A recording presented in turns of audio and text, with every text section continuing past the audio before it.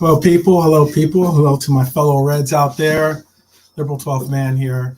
And I am doing a Gladiator show, in essence, because I wanted to really just delve into some of the things from my from the epic show that we had yesterday. Ended up being a 5-hour trilogy or saga. And there were some things that were brought up in the chat, some things that were brought up in the chat, some things that were brought up on the panel that really kind of like made me get interested in, delving into the topics much deeper. And also, I also was dealing with a situation in a couple of different chats that ended up I guess, spurring me on to introduce this concept or this defense of a player that I believe is worthy of an opportunity on this team, and also somewhat of an opportunity to show the worth in really supporting our players, understanding mental health is important, understanding that a lot of what we all go through, our own mental health is important as well, obviously, and the concept of bringing into something for these players to kind of like show that they have some not only some worth on the pitch but off the pitch as well, and those things are important. But again, big up to Brian, big up to Jay Kismet, showing love as always. Yeah, great show last night. Really got into some good topics, but it was more so had a very diverse panel.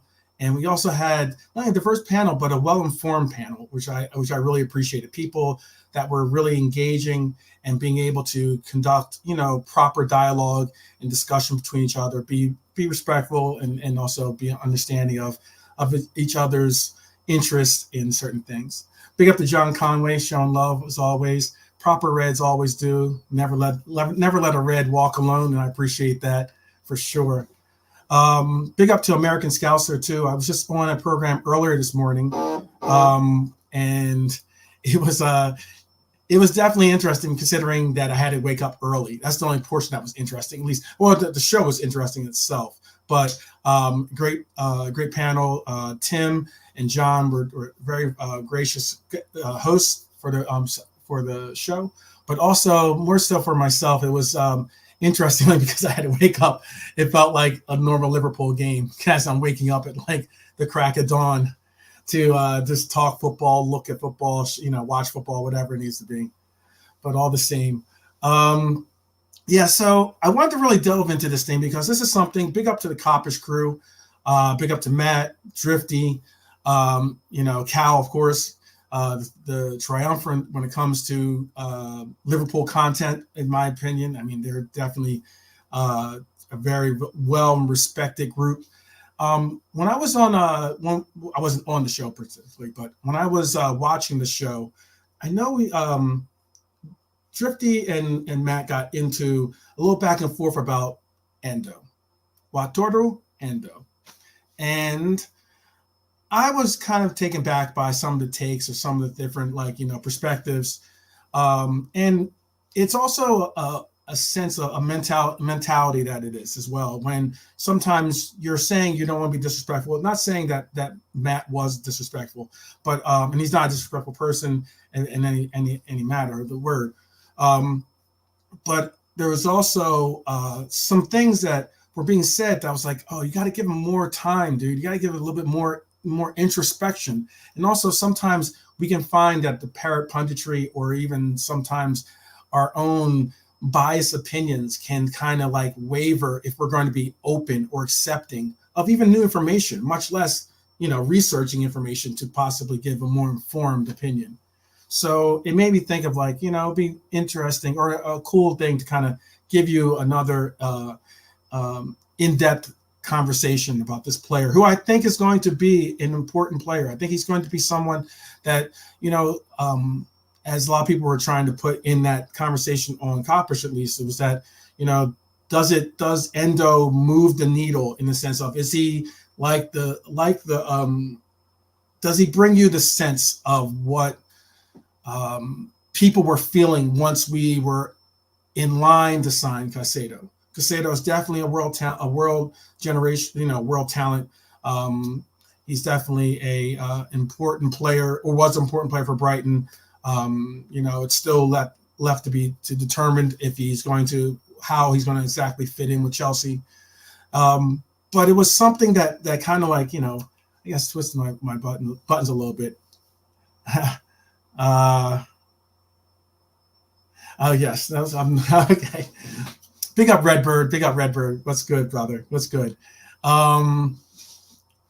I think Endo is, and this is what it is, and this is good. And I'm glad that I have some of my fellow Red Army, Mighty Red Army here. Brian Mercer, I think he's a really solid signing. Redbird's giving a little opinion of how he believes, what's going on with them, with Kopish and their opinion. Big up to John. How you doing, brother? How you doing? The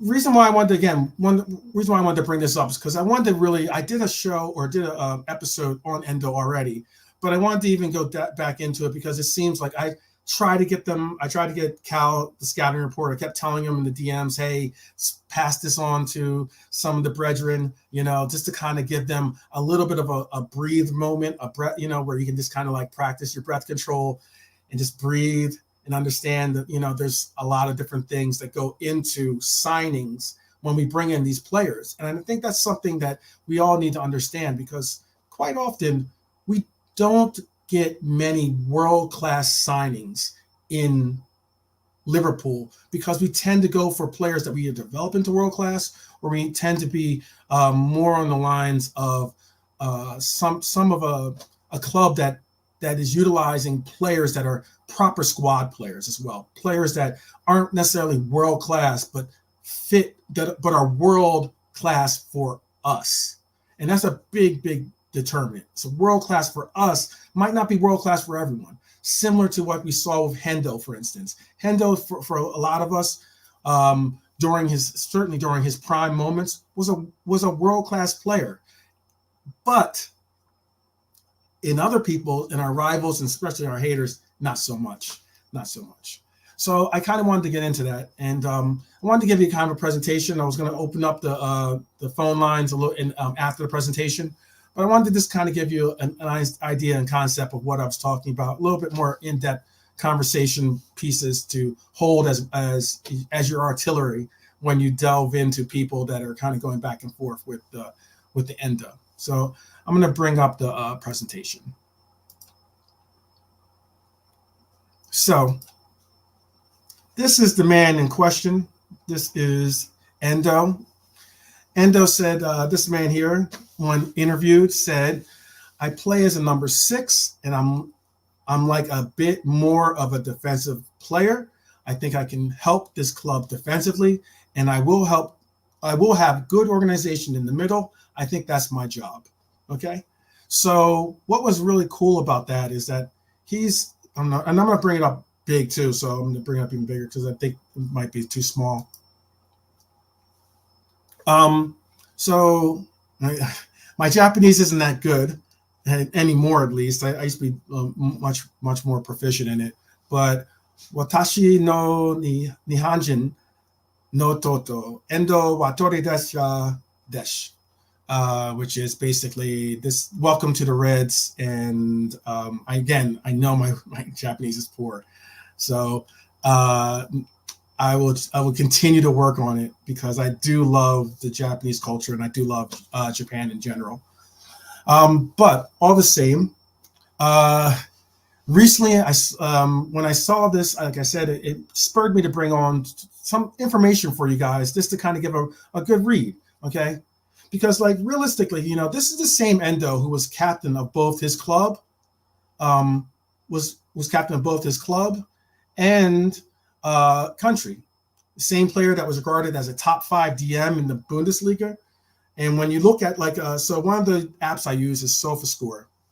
And SofaScore ratings was have him as a top 5 player, not only as a DM, but as a top 5 player as in getting scores, the scores that he accumulated, meaning they rate you. They have an algorithm that rates the players, and the ratings go on from 1 to 10, and over the average, he was a top 5 average scoring player in the Bundesliga for all players. That's pretty exceptional. When I saw that, I was something that really stood out to me, and I was like, this is the same player again who not only got an assist but scored the winning goal in what is regarded as the most dramatic and greatest game in Stuttgart's history, being it saved them from relegation. He's a beloved club icon, a club hero for sure. And this is the same Stuttgart's Wataru Endo who was like hoisted in the air and everything else. Like I said, you really saw the fact that he was beloved by this team. And it's something that I hope he gets the opportunity, and I believe he will get that opportunity. I hope it's not just one individual moment that wows him into being beloved or even just appreciated by this club, because it's similar to what I've seen with Darwin. When Darwin was going on, Darwin was either loved or hated by a lot of the people in our fan base, at least, and to be given a chance. I know there's some in our chat, some part of the Red Army here, the Mighty Red Army here, that definitely believed in him, or at least wanted to give him the opportunity to believe in him. Myself included, was someone that believed in him and wanted to just give him the opportunity, because I'm just under the sense that when a player takes on that role, what you see in the picture here, that's when, hey, he is a Red. So I'm hoping for the best, absolutely hoping for the best. So, look, there was a thing about it. I was looking at some of the deep dive into Endo and or deep dive into crunching the stats or saying what his best games were, because I know that was something else that Matt asked for. I provided that on Twitter for him, but Endo in the World Cup played exceptionally well. I mean, during that Germany match, he was like an 8 out of 10, basically, during that match. He broke up. He took on Gundogan and Kimmich, and helped double up on Musiala, was tenacious, was committed throughout the entire game. It was a really, really good testament of what you could see on an international level. I understand people might go and say club and international are two different things, but it was an international appreciation of him, knowing that he's going against some of the world's best, And 1 second here, I'm gonna have Quasi be joining us as well. By the way, he's going to be helping out a little bit with some of this. So give him make sure he has the link there. So Croatia ended up beating Japan. I get that, in the knockout stage, and later knocked out. And later they were knocked out knocked out Brazil, and then they eventually lost to Argentina, But Japan had a great run in the World Cup. I think Endo was undeniably an essential player, though, also not only in the Japanese team, but I believe he was also an influential player in the Stuttgart game, okay? And that's something that I definitely want to show you. I know we have these things, and here, I'm going to bring in Quasi to this conversation as well. How you doing, Quasi? Hey, what's good, Rodden? How you doing?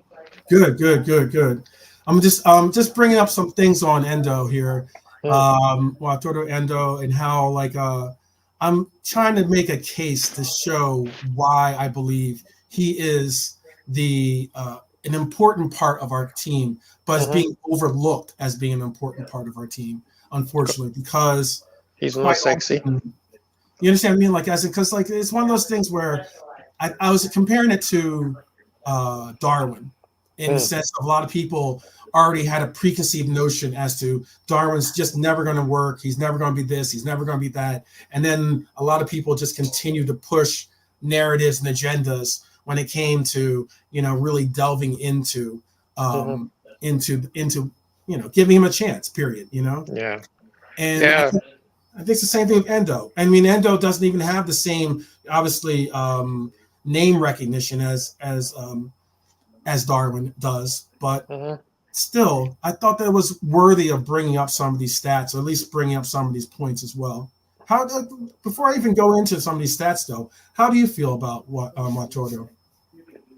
First of all, let me give a shout out to the chat. I see Brian in the building. Redbird is in the house. I see all y'all. Thank you so much. Wataru, the reason why he's getting all this pushback because he doesn't have the sexy name. Everybody wants Casedo, and if we didn't get Casedo, we should go get Sangara. If we didn't get Sangara, we're supposed to get Turam. We're supposed to get Conde. So because it's not none of these names, everybody's gonna downplay and especially LFC fans. Mm-hmm. If you believe that Klopp is the reason why we win everything and it has nothing to do with FSG, then let Klopp do his work. Klopp wanted this guy for a reason. Remember, he said he wanted last year. Yes. And he got him now. So let Klopp do his work. And Endo is a specific type of DM, right? He's not a destroyer, the ones that everybody want like Casedo, right? He is some form of Casedo, but yes, we know Casedo would have cooked in our team. But Endo can do exactly what Casedo can do and some, because he can play center back too, which Casedo can't. Casedo can play right back. Right. That's the whole reason why people are hating, because his name is not sexy. If he was Handonino, nobody would have said anything. This is just the whole scapegoating, trying to, some people are trying to use CJ as a scapegoat. They use Henderson as a scapegoat. So it's either you support the player, let him cook, and we win. If not, just be quiet and watch. We will support him. I think that's important. I think that's really important because, like, quite often you don't see as much. I understand that, social media, that, we're utilizing a social media platform right now to be able to speak our mind and be able to, give our opinions. Excuse me. But I also know that, like, quite often there is a little bit of more of a fervor now, or that kind of goes under the pretense of not giving players even an opportunity to show that it was a wrong acquisition, because quite often, what's funny about it is that a lot of the people that I've been engaging with when it comes to Endo, and don't get me wrong, I am no big Bundesliga fan, so therefore I don't follow Bundesliga religiously. Obviously, I'm not a big Stuttgart fan at all, if I don't even follow the Bundesliga at all, really. So when it comes to, doing my research and doing my homework, I had to do just that. I had to, look for old footage of him, or find out accurate scouting reports, ones that I actually do understand and appreciate and give merit or give worth to. But it's funny that a lot of times you don't have that case. You don't have the simple case of just saying, hey, you know what? Let's just give the guy a shot. And if anything, once he puts that kit on, now I'm even more invested in giving him a shot, like I'm even more invested. But you're right about too as well. You said about the name recognition, if he had like if this guy had a Croatian name or a Brazilian name or something along those lines, all of a sudden we're looking at it from a different perspective. Yeah. I know. I think Baz is in the building too. Shut up, brother. Good. Yeah, good to see you. I mean, these names, a lot of times if you go with names alone, you're gonna get disappointed. Manchester United has been buying names since Alex Ferguson left. Thank you. Very, very. And what happened when things don't go well? They blame the Glazers. Every player that Manchester United bought, majority of the fans were in favor of those players. Right now, if Amrabat comes in and he plays crap, their fans is going to turn on Glazers and say it's the Glazers' fault for him to play crap, right? And that is some bad behaviors that I see that Liverpool fans do the same thing. Some Liverpool fans, not all of them. Right. Yes, if you don't know anything about the player, that's fine. Take your time to adjust and figure out the reason why Klopp went for him. Thank you. And that's the point. Yeah. Klopp and Pep, we're talking about Guardiola. They are specific coaches. They go for specific type. Yeah. There's a reason why Pep wanted Van Dijk. And just because he didn't get Van Dijk, it doesn't mean he didn't go and find another options, right? I mean, look at the center backs. I mean, they got the money to experiment. So they bought Diaz, Laporte, and all these people. Right. So a lot of times the coaching is also part of this. That's why I'm not doing this, it's the Glazers' fault, it's the Glazers' fault. The coaching, we need to look at Ten Hag. What are you doing? Yes. Yeah. You know, if you didn't get your plan A, get your plan B, or don't get anybody else like Klopp does. You see what I mean? So Klopp wanted, I don't think he wanted Lavia. The player he won, nobody knows who he wanted. It was Troy Mini. So he had to find a player who is identical to Troy Mini. And to him, it was Endo. Right. That's why, rumors came out that last year is what he wanted him, because that's the guy that is identical to Mini. So if we could compare Mini's data with Endo, you're gonna see some identical stuff. I'm not saying he's better or he's as good, but I'm just saying there's a reason why we get certain players.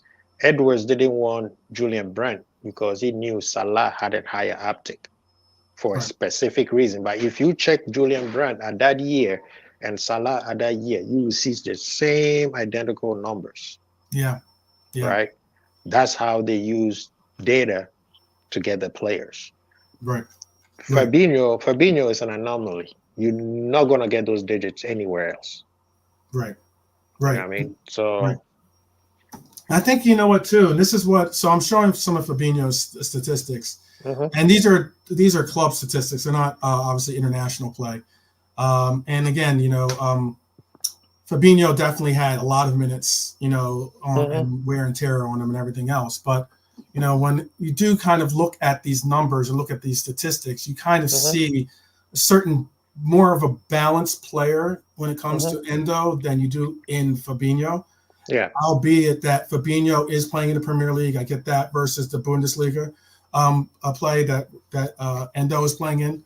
But all the same, if we're just going to let's just bring it on to a decent, somewhat level playing field and to look at these numbers critically, other than maybe like the passing attempts, and everything, and possibly even the progressive carries, because he's more of a retrieve the ball, look, find the outlet player to give it to, and then allow for those players like your Trents or your McAllisters or your Doms, allow for them, or even like hopefully when we get him back at Thiago, he's more of a player to allow for them to cook when it comes to trying to create offense.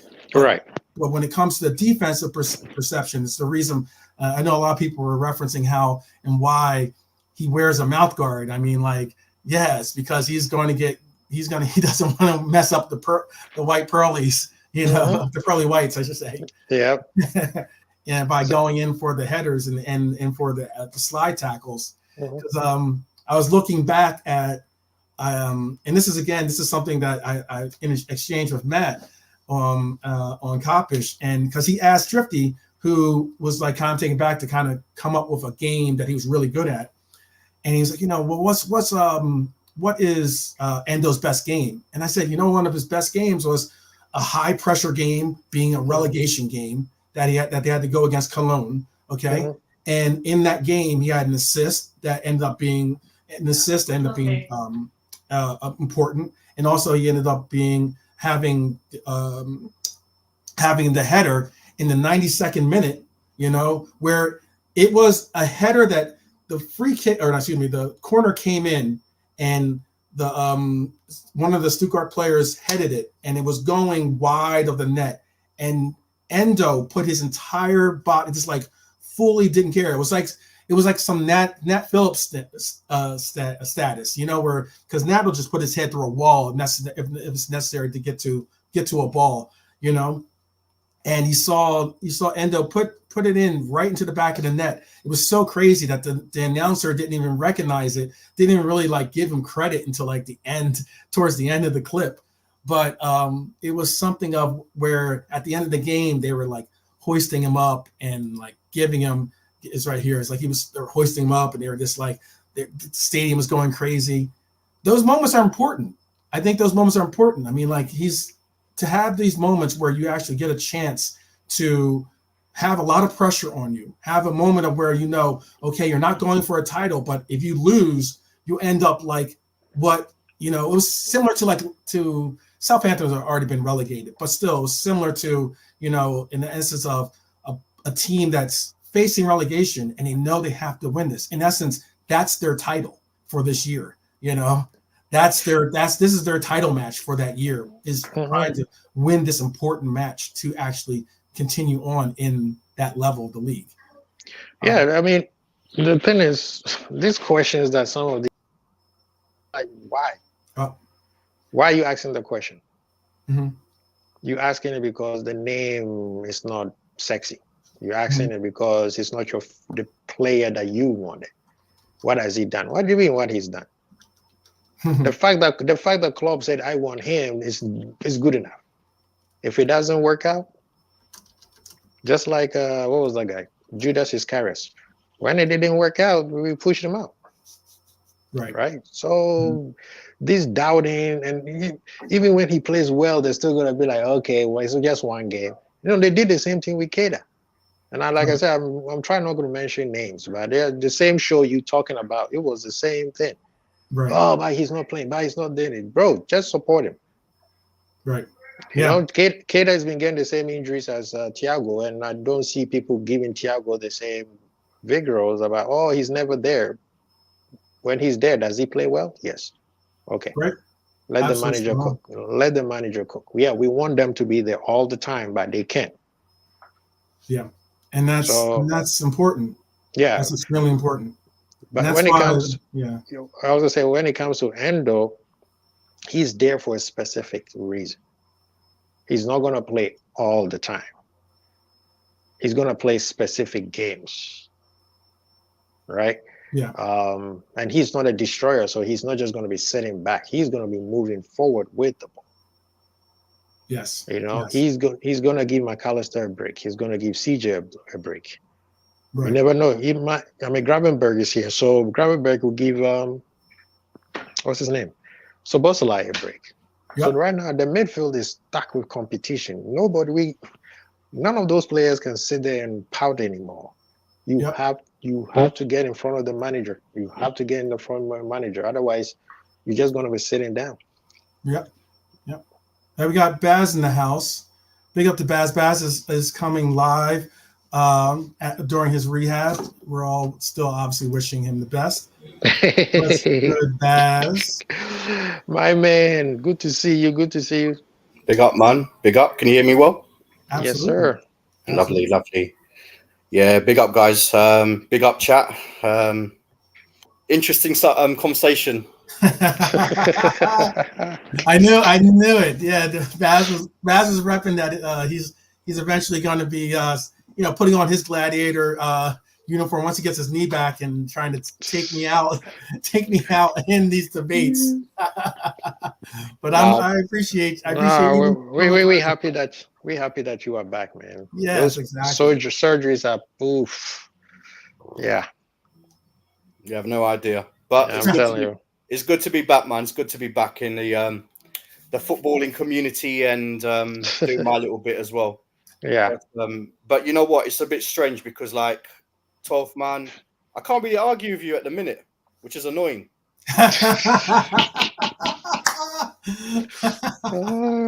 Wait for John to come. When John comes on, we'll give him a piece of my mind. Don't worry. K-Mac has come to the light. Don't worry, you will be on the light side. Absolutely. K-Mac is like, okay, now I need to look at this thing a whole different way. We're like, welcome, brother. Welcome. Yeah. It took a whole summer, but welcome. Yeah, you kind of have to think about this, the fact that there were a lot of naysayers, and it's amazing how one or two acquisitions can all of a sudden change people's opinions and takes on the team's direction. I know that hasn't necessarily done that for you, Baz, but all the same. No, I don't know, man. I mean, I think I said it. was it on your show or Quasi's show? That I'm actually happy with the signings. To be fair, Okay. yeah, I'm actually happy with the signings. I mean, like this Endo one. I'll just go very briefly on that one, but I'm happy because we need experience. We've lost Milner, we've lost Endo, we've lost Fabinho, we've lost, quite a lot of experience in the team, and you do need one of those guys. And anyone that's wearing like a mouth guard going into war, bro, you know what I mean? That what ready for war. They're ready for war, man. He's not there to talk. He's not there to talk. Exactly. Yeah. So I'm happy with him. I'm happy with the mix and blend that we have. We got a hardworking Szoboszlai. We've got a McAllister Premiership proven. We've got a young Gravenberch who is, look, he's a utility player for me. I think he's going to be, going to be doing great stuff. We've upped ourselves, and all I was saying yesterday is I think it might be a bit too early to win a title, but no, I'm happy, man. I'm happy. I mean, look, like Quasi was saying earlier on, it's the exotic names that people are upset at the moment. They ain't getting the exotic names. But look, at the end of the day, if they can do the job, that's what matters, man. Nice. We got a surprise guest but he's always welcome to show up to the house. Who's in the building? Who's in the building? Who's in the building, man? Who's in the building? The People's Champ. There you go. What's going on? How's everybody? People's Champ. Good to see you, brother. Good to see you, brother. Yeah, it's good to see all you, look, man. It's hot around there, man. In UK, hot, man. Trust me. Oh, wow. Don't tell me about hot. I live in Arizona, brother. I live in the desert. Yeah. No, but you know what it is? Do you know what it is? It's like I like hot. Don't get me wrong. I like hot, but it's when it's like humid. Do you know what I mean? And like the least little thing you do, look, once you turn and everything, you're sweating and stuff. I can't stand that. I just don't like it. When you're having about 2 or 3 showers a day, you know what I mean? It's not good. I can understand that. That's rough. That's rough. Yeah. So, but mustn't grumble because you know what England's like: rain and snow. You know what I mean? Yeah, enjoy it. The snow is coming. And we have one more addition to the forum. Oh, we got Brian in the building. Be the 5 deadly venoms here for right now. We got Brian. Ooh. We got Brian in the building. How's it going? Good to hear from you, brother. Good to hear from you. You too. Good afternoon, good morning, good evening to wherever you are. Yeah, global team, brother. Global team. Global show too. So I really wanted to go to show. I'm gonna share some of these chats because Beijing Pop said something that was very interesting. He said, "Devil's advocate, 12th man. The World Cup stats and performance aren't always seen as the best metrics. How do you guys feel about? We'll always just go around clockwise. How do you guys feel about when people say international and club don't correlate, so you can't use their play on international to kind of give a sense of the player's abilities and talents? Do you not rate international to be able to judge someone's ability and talent alone, much less just in club versus club? Quasi? So World Cup, especially World Cup, is a tournament. It's the same thing as Champions League. Tournament game is different from league. League is consistent. You have to be a 7 all the time to compete. Tournament, you're not there to play sexy. That's the reason why African teams are very unbearable to watch. Because they know if they open up, they're going to get beat 50-0, right? So what do? They make it compact, make it hard to beat, a lot of players behind the ball, and then they beat you in counterattack. We saw how Morocco played. So a lot of time, even I went on Grace Can show and I had to explain that to him because it's like, well, it's not fun to watch. And people get frustrated when they watch African, the AFCONs. I'm like, you have to give every continent has their own style of play. Absolutely. South America. Sometimes South America is very frustrating to watch, even though it's pleasing on the eyes, but a lot of time there's too much dribbling, people are falling over the floor, blah blah, all these type, right? So every place. Be careful too, because Chris Angel might eventually join the chat here. He's got his old Type 3 camos. He's ready for battle. I just want to tell you that this is the Gladiator arena, so so I'm expecting all like honest and true opinions to be warranted out here. Yeah, so so tournament games are totally you find a system and you stick to it. Mm-hmm.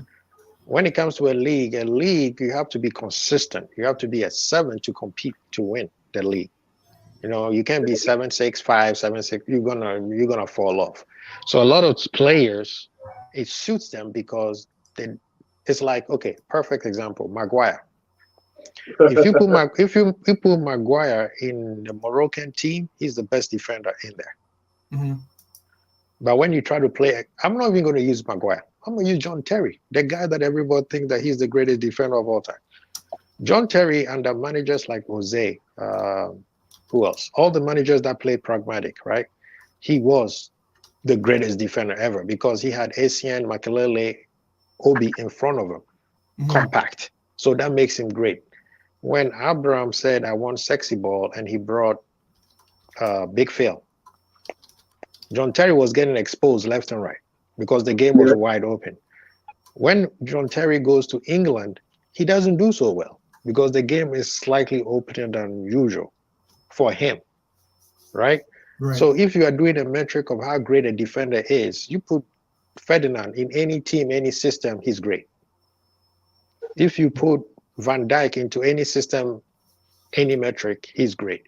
That tells me how great the player is. Not just so you basically balance, you're balancing out exactly and international together. Exactly. So when a player is doing so well in a World Cup, you have to be very careful. Diouf was doing very well in Senegal, and in the World Cup, he comes to Liverpool, stank out the place. What's the name? Don't call me James Rodriguez. Plays in a World Cup, became the best player of the World Cup, comes to Madrid, they kicked him out all the way to Everton. You see what I'm saying? So when it comes to shots fired at Everton, by the way. That was a low blow. That's facts. So tournament players and tournament games, you have to be careful. Hence the Liverpool winning the Champions League in 2005, where we didn't have any reason to be with those players in Milan. I mean, go back and read the names of Milan's team and you'll be like, how did we beat them? And that's because tournaments are different. If we were to play them 38 times, they would have beaten us 35 times. Do you feel the same way? Baz, or is your opinion on club and international different? Do you have a different metric for evaluating international play versus club play? Look, as far as I'm concerned, all right. I mean, I'm from England, born and bred. However, I don't like England. I don't like watching England. It's too corrupted. It's not the correct players. The FA are just too corrupted, man. So I'm not really interested. Yeah, obviously, if it's a World Cup or a big tournament, I'd be watching. Sure. Yeah, I'd be watching, but I'm more of a motherland thing. So I'll be watching France, to be fair. But in terms of our players, all I care about is our players make it through safe. But I'm not interested in anything else, to be fair. Their accolades, what they get with England. You could have like Trent Alexander-Arnold scoring a hat-trick, having a brilliant game in one of the games. The next game, he doesn't play that well. The whole media's on him. And I don't like that kind of stuff, you know what I mean? Because he's exposed worldwide. And as far as I'm concerned, no, I'm not really buying it, to be fair, especially England. France, I ain't gonna lie. I do watch a lot of the French players in their, national team, club teams and stuff like that. But yeah, I mean, to be fair, they're the people are back, and half of them don't even play for Liverpool apart from Ibu and stuff like that. So yeah. So you don't. But do you not do you not value international play then? So I know you follow France, for instance, and teams like that. But do you not value the work, like to be able to get some type of a interpretation of like what the player brings? You don't value? No, because the thing is, there's too much pressure. There's too much pressure on the players that play for their countries. They're not able to express themselves. When I look at Steven Gerrard, when I look at John Barnes, when I look at all these players that had played for England, they can't play the same way because they're too scared. And football is about expressing yourself, playing ball, doing your thing. You know what I mean? Playing to your strengths. And to be fair, it doesn't happen. It doesn't really happen. And, you know, I don't like watching like cagey football, and England or, you know, some of the national team, that's how they play. They play very cagey. They're too scared because they know. Look at the Colombians and big up Chris. I mean, back in the day, there was what was it, a right back who had performed poorly in the World Cup? Oh goodness, yes, yeah. And you know what? It's a bit too much, man. It's a bit too much, okay. And a striker as well. And there was a striker as well that got well, you know what? Yeah. Yeah. So there's a lot involved in that. There's a lot involved. It's just too, that's what I'd say. It's too political, and it's very corrupted as well and stuff like that. And man, you know what? The game it's a business. I appreciate that nowadays, yeah. But nevertheless, it's still a sport. And if you can't enjoy yourself, that's what we teach our youngsters to do. Go and enjoy the game, play, learn. Don't be afraid to do things. And you can't see that no more. You can't see that. That annoys me. And yeah, I don't know. Club football is a little bit less pressure. The players can express themselves a bit, can express themselves better. Okay. And yeah, that's my views, man. Yeah, no, I get what you're saying for sure. Uncle Roz, do you hold the same viewpoint as Baz, or do you tend to be more in favor of what Kwasi had to say, or do you have your own take? No, I mean, I share both of their segments, you know what I mean? And I think what it is at the day, what Baz was saying, like expressing himself, I think some of these players at the day that you find, like your Trent, KDB, and all them sort of players there, they enjoy playing for their clubs more than what they play for their country. Do you know what I mean? Yeah. So what they do in the day, they tend to express themselves more for their club other than their country. Do you know what I mean? Much like France. Yeah. Much like France. When you go to like play for your national team, it's very rare that you're gonna have the manager and that's gonna employ the same tactics and employ the same freedom of play in the day that what you do and day with your club. Do you understand what I'm saying? Right. You know, you're lucky in the day if you get a Didier Deschamps. Do you know what I mean? That's sort of like, he's brought that vibe to the French team. That's why they're doing so well. Do you know what I mean? Now really sort of like losing the World Cup after being, was it 2 goals down? And they came back and sort of like leveled it. Do you know what I mean? So in a sense of like with some of these like South American sort of like international managers and some of these European, some of them, you know what I mean, and very few that they do employ that sense of like going out there and expressing yourself and playing with a sort of like a freedom in the day that's gonna sort of like winning the game. I mean, I rate what the Africans do because look, at the end of the day, right? They're not here to entertain; they're here to win a game. Right. Simple as that. You're here to win the game. So if at the end of the day they're not entertaining enough, but still win the game, I'll have that all day long. Do you know what I mean? So we're not here to entertain you because not having those shots at sort of like at Arsenal, But remember back in the day with Arsenal when they was playing this sexy football and stuff, you know what I mean? What it was, they got so used to doing that, playing that sexy football, you know what I mean? When it was time to play ugly and sort of like get the result, they didn't know how to do it. They literally didn't know how to do it because of like the style that they had. Do you know what I mean? You know. Sure. So, but with the international team, international football, I don't really pay much mind in the day unless I did watch. I did watch the World. I did watch the World Cup. I watched bits of the World Cup. But however, when England got kicked out of the World Cup, I just didn't really want to watch it anymore because I didn't have a dog in the fight. Do you know what I'm saying? Right. I mean, I can sort of like the way that France play. I can like the way that Colombia play. I can like the way Argentina play and so forth. But like, I'm not really gonna get it because I'm not from that club. Right. I'm sorry for that country. I'm not really gonna get it. You know what I mean? Unless if it was in England there and if it, you know what I mean, I can get hyped up about it because I'm English. I was born here. Do you know what I mean? So all sense of purposes, and one would think that yes, you support England, but like when England went out and the way they went out, it kind of left a bad taste in my mouth. Do you know what I mean? Because all right, we all know it, and they sort of like FA and all that, and they we all know what they're about. But some of the decisions at the end of the day in that game against England and France was atrocious. You had a guy, I think it was Upamecano, he's literally hanging off the back of Jude Bellingham, and Jude Bellingham's turned around to the referee and said, "Come on, man, this is about just about 4 times he's done that. Ain't you gonna do anything?"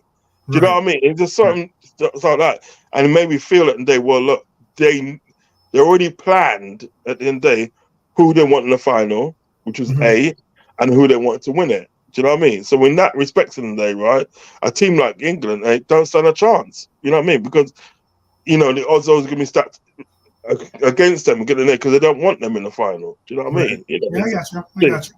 But like to me, at the end of the day, I prefer club football because you see more of a global thing. Do you know what I mean? You see people from different nations at the day working together for one common goal, and that is at the day to win either the league, FA Cup, League Cup, or if they're in the Champions League, or if they're in the Europa Cup. Do you know what I mean? Or Europa League. You see everybody working together and trying to win that thing. So you get more of a global look to it. Do you understand what I'm saying? It's really good. So me myself, I prefer club football. You know what I mean? I've never really. Rated international. I got you. Yeah, but you know what I mean? Listen, when I was growing up in the day, right, watching the World Cup in the late 70s and stuff, that's when it was exciting. The guys like, you know what I mean? And it's late 70s, early 80s, the famous Italian team, do you know what I mean? Then you have people like, Holland, you know what I mean? That famous team, and West Germany, and you know what I mean? And I understand. That's when it was really exciting. I've got a lot of good memories from back then, but I think as with club football as well, I'm not going to leave club football out of it. I think as time's gone on, you know what I mean, it's got more and more corrupt. You know what I mean? It's not. That soured your opinion on the game. I got you. Understood. Brian, this was directed to me, but this is somewhat regarding the question too. So I'll add this little layer to the question for you. He's saying, Beijing Pops is saying, it's not a correlation of international football to domestic. It's more about how you can get you can have a good few matches that doesn't translate to a season performance. You get plenty of World Cup duds, for instance. So again, are you someone that says, you know what, I don't really factor in how they play internationally. It's more so how they play club level that tells me the talent level or the ability level of a player, or do you put in the international aspect of as a variable in the equation? It goes back to this thing that it's a bit of a cliche or a bit of a football adage that you never buy a player off the back of a good World Cup. That's the lads will all have heard that. That's not. Back in the day, that was something that could happen. Because players could have an excellent World Cup and managers that, when you didn't have scouting networks, especially the foreign players, they could be wowed by this guy, and the next thing you know, he's got to move. And so, I understand that point of it, but I think I'm not sure that really happens anymore. Like smaller teams might do it or poor, but everything is so high end now with scouting and data and all that kind of stuff.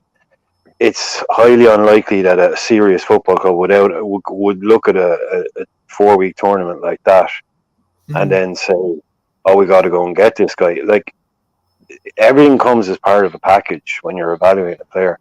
But at the same time, it also needs to be not.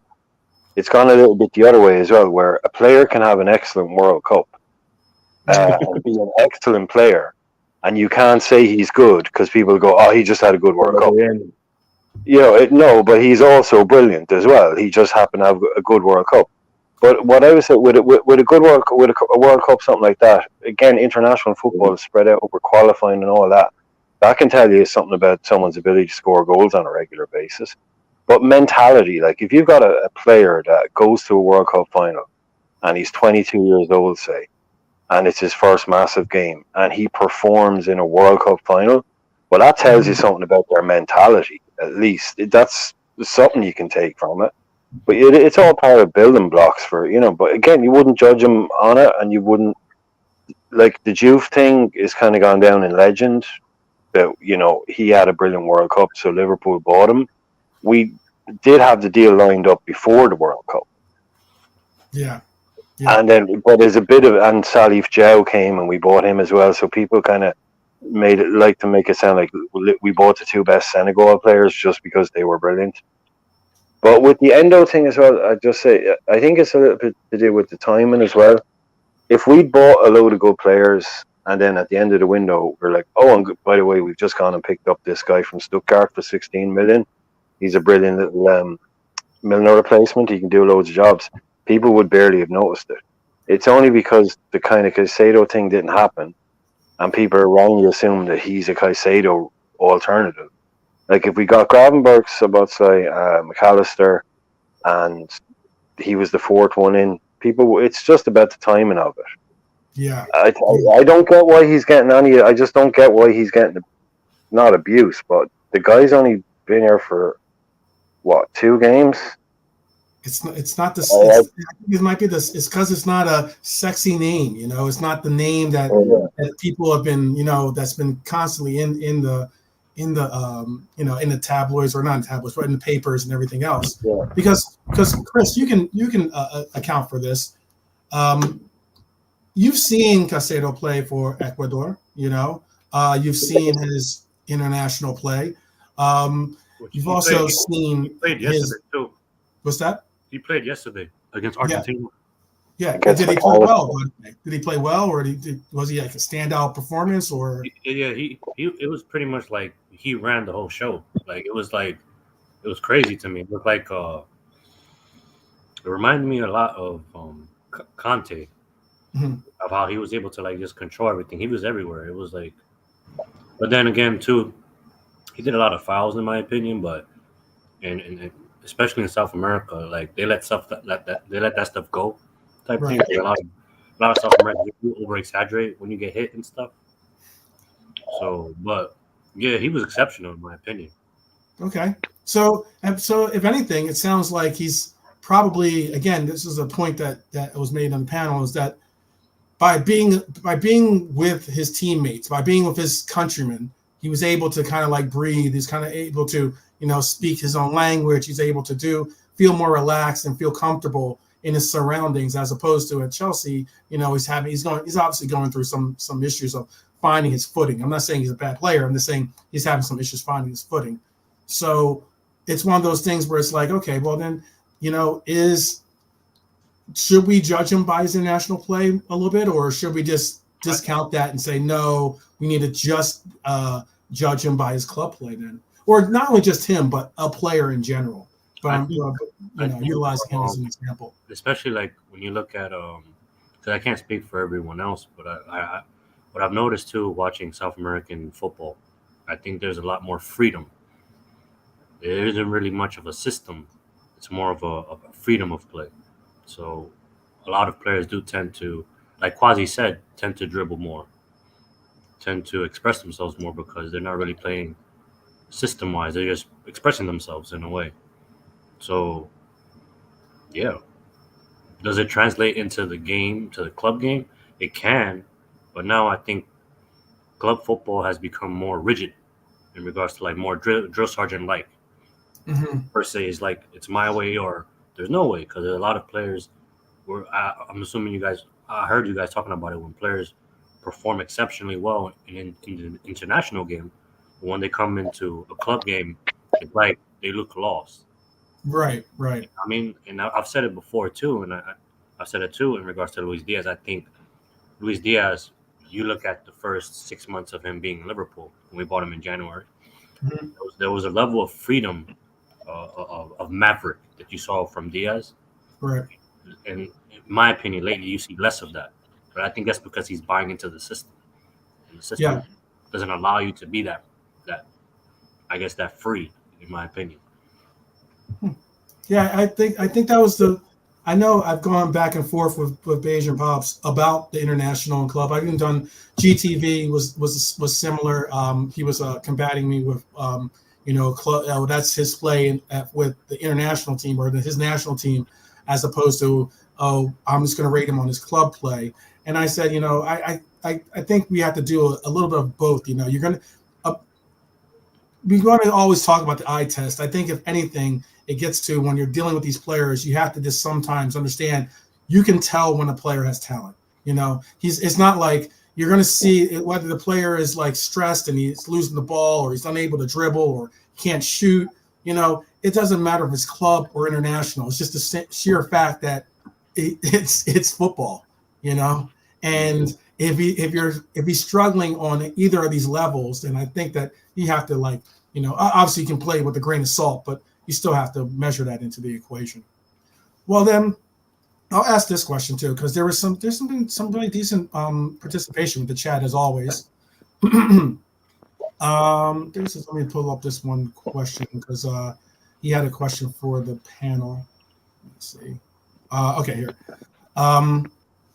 Question: could you see Germany calling on Klopp to help them out if Flick gets the sack before the Euros there?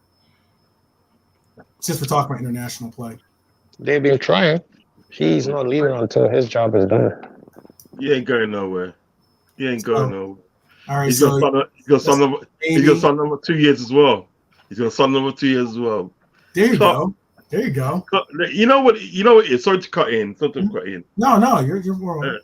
I think Klopp is a sort of person. I'm obviously I'm not saying it today for definite today. Sort of like he will sign a 2 year another 2 year extension, but it wouldn't surprise me because what it is that there were people in the day sort of like when they come to Liverpool, Liverpool Football Club, Liverpool itself, they fall in love with the city and the club. Do you know what I mean?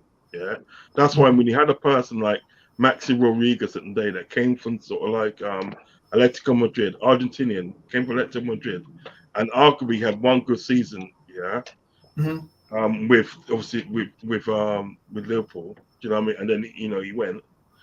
He couldn't put it this way. There wasn't enough good words he said about the club. He literally fell in love with the club. And Klopp's sort of, even like if you look at Klopp now, Klopp's the sort of person he shows a lot of passion. Do you know what I mean? Right. And I feel that today that Klopp generally loves Liverpool, and he's literally dreading the day that to sort of like when he comes to the you're not going to be able to bring this element into another. And there's the element of Liverpool doesn't exist in many other places in the world, much less if any other place in the world. Just the sure heritage and love and camaraderie and unification of our club from top to bottom, and hopefully eventually solidified with our fan base as well. But yes, I mean, look at this, all right. He won the title in day, right? The title, and obviously he knew at the day it was 30 years at the day, sort of like since Liverpool won the title. And he very much at the day promised that that we can do this if we start believing we can do this. So when he actually won a title, I think that right, I've never seen a manager in the day so emotional of winning a title. Do you know what I mean? That he broke down in tears. He couldn't even do the interview. Now nobody can't tell me in the day that is not love for a club. Nobody can't tell me that. Do you know what I mean? So the German FA or Federation can call on Klopp. Yes, anybody can call on Klopp, but I just don't see him going. You know what I mean? Okay. Not before sort of like he's 2 years up. You know what I mean? Maybe when he's 2 years up, he might consider it. Do you know what I mean? But how about you, Brian? Do you see Klopp leaving? Nope. Do you see Klopp? Nope. Do you see Klopp possibly if Flick ends up failing? Do you see Germany doing almost like the the SPL press on Klopp this time, and trying to entice him to come back to the fatherland? No, not at all. They're not getting him out of that Liverpool contract. That's he has. He stated before that the two biggest jobs that he wanted to do afterwards, but that was before he signed the new deal. He talked about wanting to manage Germany, and he talked about wanting to manage Bayern Munich, because there's a bit of a misconception that Dortmund v Munich is a thing, and you can't go work for both. It's Dortmund v Schalke is the hatred, Right. So he could go back to Germany and go and manage Bayern Munich, and the Dortmund fans wouldn't hate him for it. Mm-hmm. And the same with Germany, but that again I think that was in Honigstein's book, and that was when he just moved to Liverpool. So maybe I can, definitely Germany, like all those guys, they'll have a little bucket list of things they want to do. And I'm sure, like Jose Mourinho wants to win a World Cup with Portugal. Klopp would love to win a World Cup with Germany. You can do that when you're 65. You've gone back home. I just think, if Flick, I'm not sure what's going on there with that. But just keeping it brief. No, I couldn't see that happen. Okay, yeah. There's before I get Chris's answer, Redbird said, I think Klopp will sign another contract. He has a project. He wants to see it through. That's something I wanted to bring that up because I think that's like spot on. I think that this new project, the effort and initiation that he's putting into it, all these like pieces that he's putting together for this team, and how he's forming and shaping the system to capitalize on all these players' talents. Yeah, I don't know. I think that he would sign an extension. But Chris, what's your take on it? Do you think that he signs? Do you think that Flick doesn't do well? Do you think that Germany could come in and inspire him to leave, or even if not leave, at least leave, and possibly even at the end of his contract? Well, Germany has a right to come knocking the doors. It doesn't necessarily mean Klopp's going to open the door. So stop that. You know what I mean? Like, it's really that simple, to be honest. It's that simple, yep. You know what I mean? Yeah. Like, if Klopp wants to open the door, then okay, cool, open it. But he doesn't, then leave it closed. Like, it's really that simple. And then in regards to signing an extension, I personally don't want to sign an extension. I'm okay with him doing his 2 years and then leaving. Oh wow! You just need to go. No, well, you ring them. Yeah. Oh. Well, yeah, that's just me. But yeah, that's what I have to say about that. Okay. Well, if we're gonna let's get back to the initial thing, because originally I know I was expecting a little bit more people. I'm glad to see that the Red Army and the brethren here all like somewhat understand the concept of we have to give a player time, we have to give the player actual opportunity, because I was expecting a little bit of I don't know, a little pushback on the Endo, or maybe even some biased takes or some agenda driven takes on Endo that I've seen on other platforms, and it's kind of interesting because like I was doing some information, or I did a scouting report for the player, and it took a little while to like compile different reports from other scouts throughout the entire football field, and it was some pretty interesting stats that kind of like got my attention, and it's because there's a lot of different things that we're looking for in this player. Everyone keeps saying destroyer. We need a destroyer. We need a destroyer. One of the unique thing I think about the process or the progress that we've done with getting these players in is that for quite a bit of time, I don't think many of us were kind of like but like kind of settling our mind or wrapping our head around the fact that we might just be getting two players. Initially, a lot of people thought that we were just going to get Dom and Mac. That was it. But with this rebuild, we now have a rebuild where we do have four substantially good midfielders, and albeit they're primarily Max in the middle. He's like in the middle when it comes to age for football terms, at least being in his prime per se. But when it comes to like Dom and it comes to Ryan, they're more of a young players, players with promise.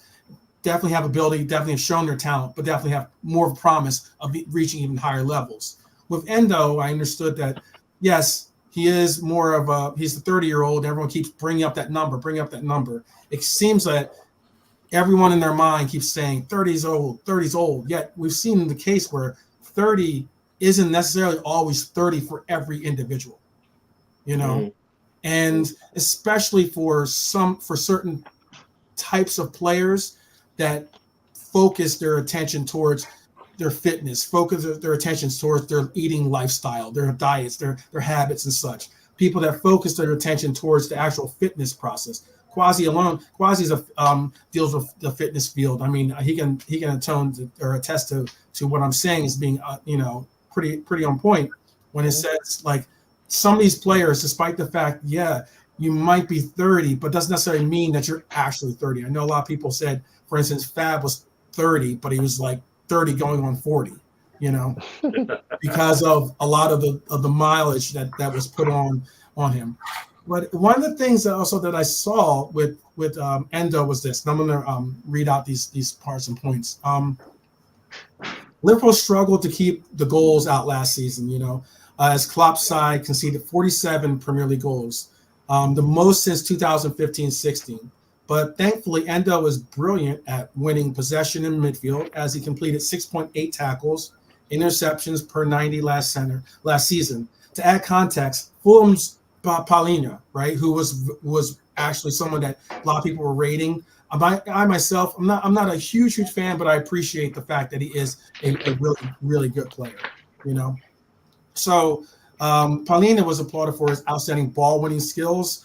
In the previous campaign, as the Portuguese destroyer, recovered 6.4 times per 90 and completed the most, and that was completed the most overall tackles and interceptions. So he had more tackles and was involved in more play than even Paulinho. So it's one of those things where you're like, okay, well then you even go. We said about Caicedo. We said when we compare Endo to Liverpool's main defensive midfield targets, Caicedo and Lavia, his numbers become even more impressive.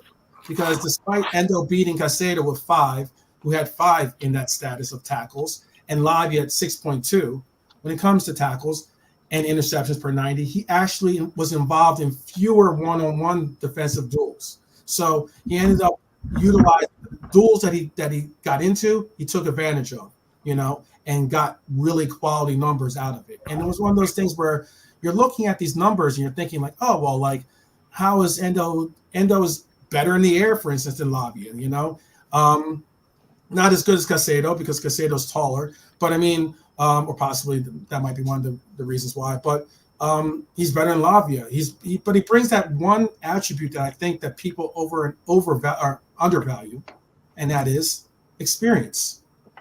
That's the one thing that we were all looking at the number of the players that left. When you look at Henderson, when you look at Milner, when you look at Fabinho, just in our midfield. We're not going to include Ox because Ox didn't really play DM. But when you and Nabi, I guess Nabi did play DM every once in a while, but he was more of but Nabi couldn't stay fit. One unique thing about all those players was the fact that we all was lauded over their experience, the experience they brought to the club, the experience they brought to the team. And it's one of those things where, is it that difficult to really appreciate that, or is that something that's a dime a dozen? And because I hear a lot of times the take is, if you want leaders, we have plenty of leaders on the team, for instance. There's plenty of leaders. We don't need because when we were talking about holding on to Milner, the argument was we don't need leaders. We have plenty of leaders on the pitch. We have plenty of captains on other teams. We have plenty of leaders. Is that not a caveat to utilize it in regard to the value of a player? Mm-hmm. Do you think so, or? Yeah, I mean, leadership qualities is very important because it brings a team together. Mm-hmm. You have to know how to lead, and all leaders are not the same. Yeah, everybody say lead by example, the vocal leader, lead from behind, lead from the front, all those type of things. A leader is a leader. When you see it, you see it. Yeah. So what great leaders do is they bring a team together. They are basically the coach when the players crosses the line. And usually when you have two great leaders like Henderson and Milner one was very vocal when it comes to training. The other one was very vocal when it comes to game time. So they both tend to share, it has like good cop, bad cop type of thing, which is very important because sometimes people need to be told when they're wrong. So it worked, and it worked with Liverpool because Liverpool had also big egos, big players, and great leaders. So for all of them to be able to put their pride aside and follow Henderson and Milner shows you why we won all those trophies. So a lot of times the manager just have to manage. He doesn't have to worry about trying to get people in line. We've seen it, for example, you see what's going on with Manchester United. You got a few players who can't follow the line. They think they're better than everybody else. Yeah. So a lot of times when these things are happening, you have to look at the top. What is the manager saying? What is the captain saying? As much as everybody was talking trash about Maguire was doing much better than Homie is doing right now. So not according leadership. Not according to thing, Have you seen that thing? Have you seen that thing, right? That so Scott Cossey. There's this thing right now. I need to download it from YouTube, and it's like the Ghana House of Parliament, and they're talking about. Talk about Maguire. Yeah, I bet that guy's a So Liverpool fan. funny. And what is it name, man? There's a guy. He's Ghanaian in the Ghana Parliament. I forget about his name, but you could tell he's not a Liverpool. He's not a Man U fan. No, there's a guy in just at the back of him, in the real back of him, and he's sitting there. He's got a serious face, and he's taking in what the guy's saying because he thinks that he's gonna say something profound. Really interesting point for that. When he realizes that's a joke for that, look at his face. He just starts laughing. It's so funny. But sorry, carry on. Sorry. The importance of leadership in a team is important. And one thing that you give Klopp is his mission is always clear. He tells everybody what he wants, the type of players he wants, and they all follow. Same thing with Pep Guardiola. A lot of his players don't like him, but they know with this guy, I'm going to win a lot of trophies, so I'm going to keep my mouth shut. Those who did not left. Out the door. And now you could tell how well that they do it. So a lot of things, it's not just, it's easy to blame the owners. It's easy to blame the coach. It's easy to blame certain scapegoated players.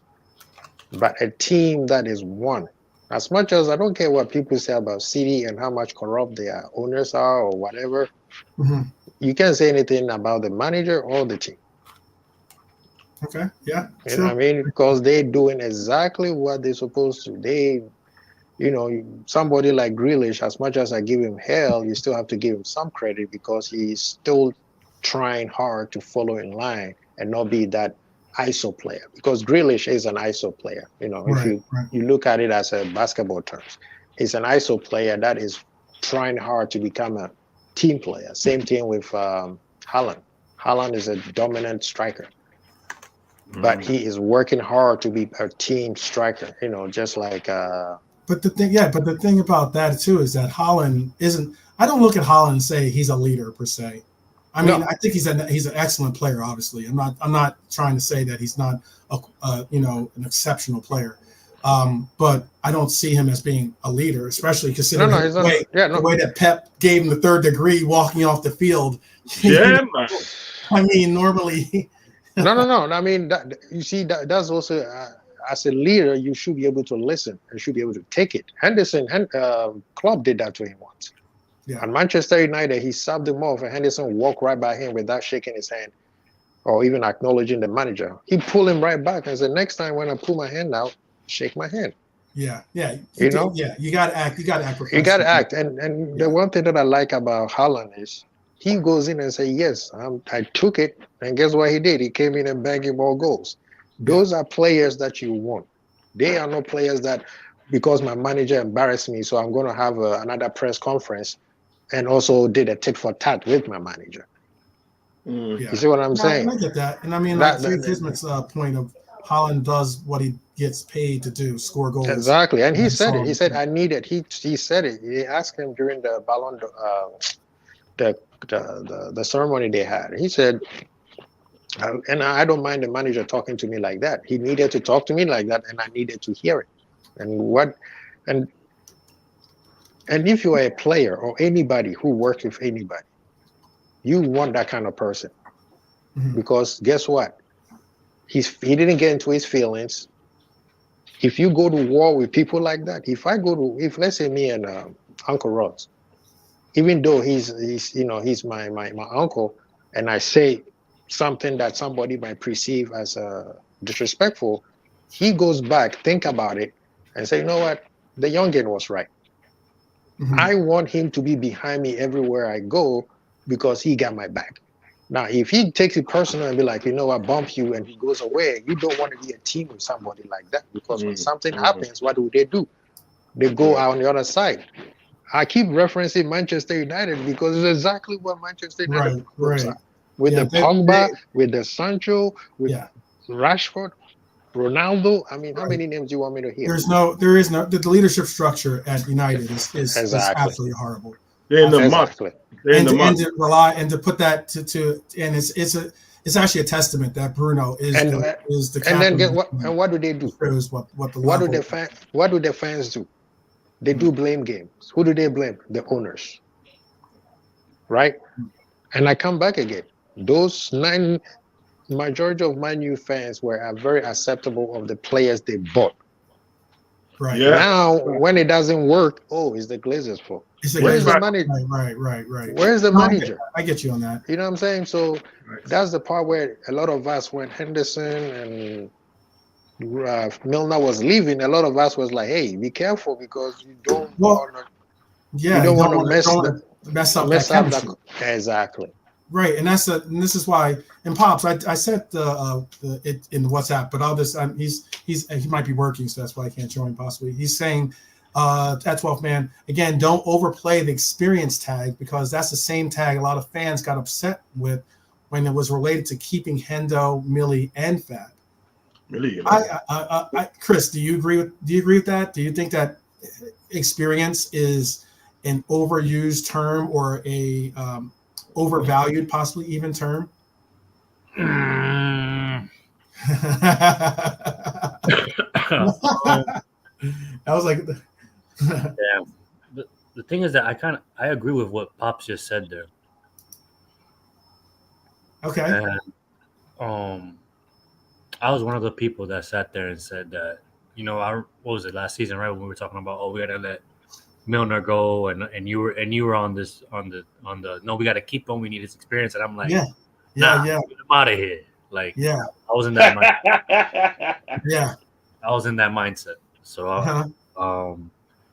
I agree a lot with what Kwanzaa said, because he's the man speaking facts, right? But I don't know. I think I think when it comes to, like, for example, Henderson, Milner, and Fab, I think certain people confuse, like, we're letting them go. We're letting them go, and we can't replace their, like, experience and not seeing the fact that they're declining physically. I understand what you're saying.